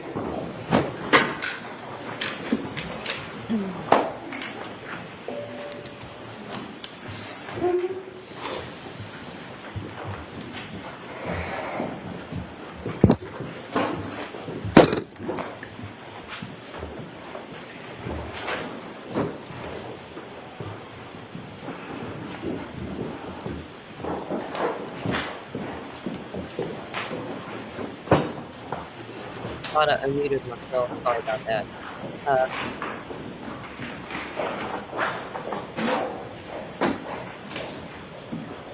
Jury is exited the courtroom. All right. Mr. Brennan, have you had an opportunity to think about whether experts should be permitted to either be present or watch the proceeding? And I also want to know, are you expecting to put on any expert testimony tomorrow? Dr. Fowler will testify tomorrow. I think that should be considered expert testimony. He provides the procedures and protocol for the testing of blood serum. Okay. So I think he's technically considered an expert, although one of the briefer ones. All right. Does the defense want an expert to be able to watch that? All right. So I know we've had a lot going on this morning. Do you want to address this tomorrow? When do you want to address whether experts should be present? I can address it tomorrow morning. I can consider All right. We'll do that. And have you talked about who you all mean? Like, do you all know who you want to have exempt from the sequestration order? We haven't got to that detail. I'm sure they have in mind who they want. I haven't gotten to that point yet. All right. We can have that discussion so that we can present it tomorrow what my position is and address the court on the witnesses. Sure, we can do that. And then I know you said that you've got an agreement that you'll provide witnesses or a list of witnesses in advance to defense counsel, and I'm sure you'll provide witnesses in advance to Mr. Brennan. Include me on that, please. I'd just like to know who's coming up the next day because I have to prepare as well. Happy to. Thank you. Okay? All right, so we'll see you tomorrow morning. Thank you again. All right. Okay, let me, hold on. Let me get that down. I don't want to look at the fan if we don't have to look at the fan. Okay. Can't even see me? Can you hear me?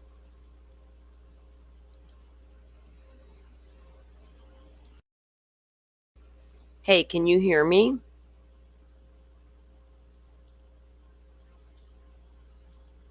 Can you guys hear me?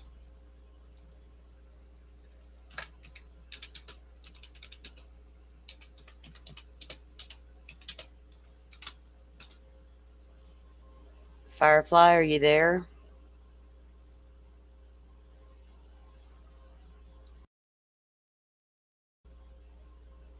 Hello? Okay, somebody can hear me? Thank you. Yes.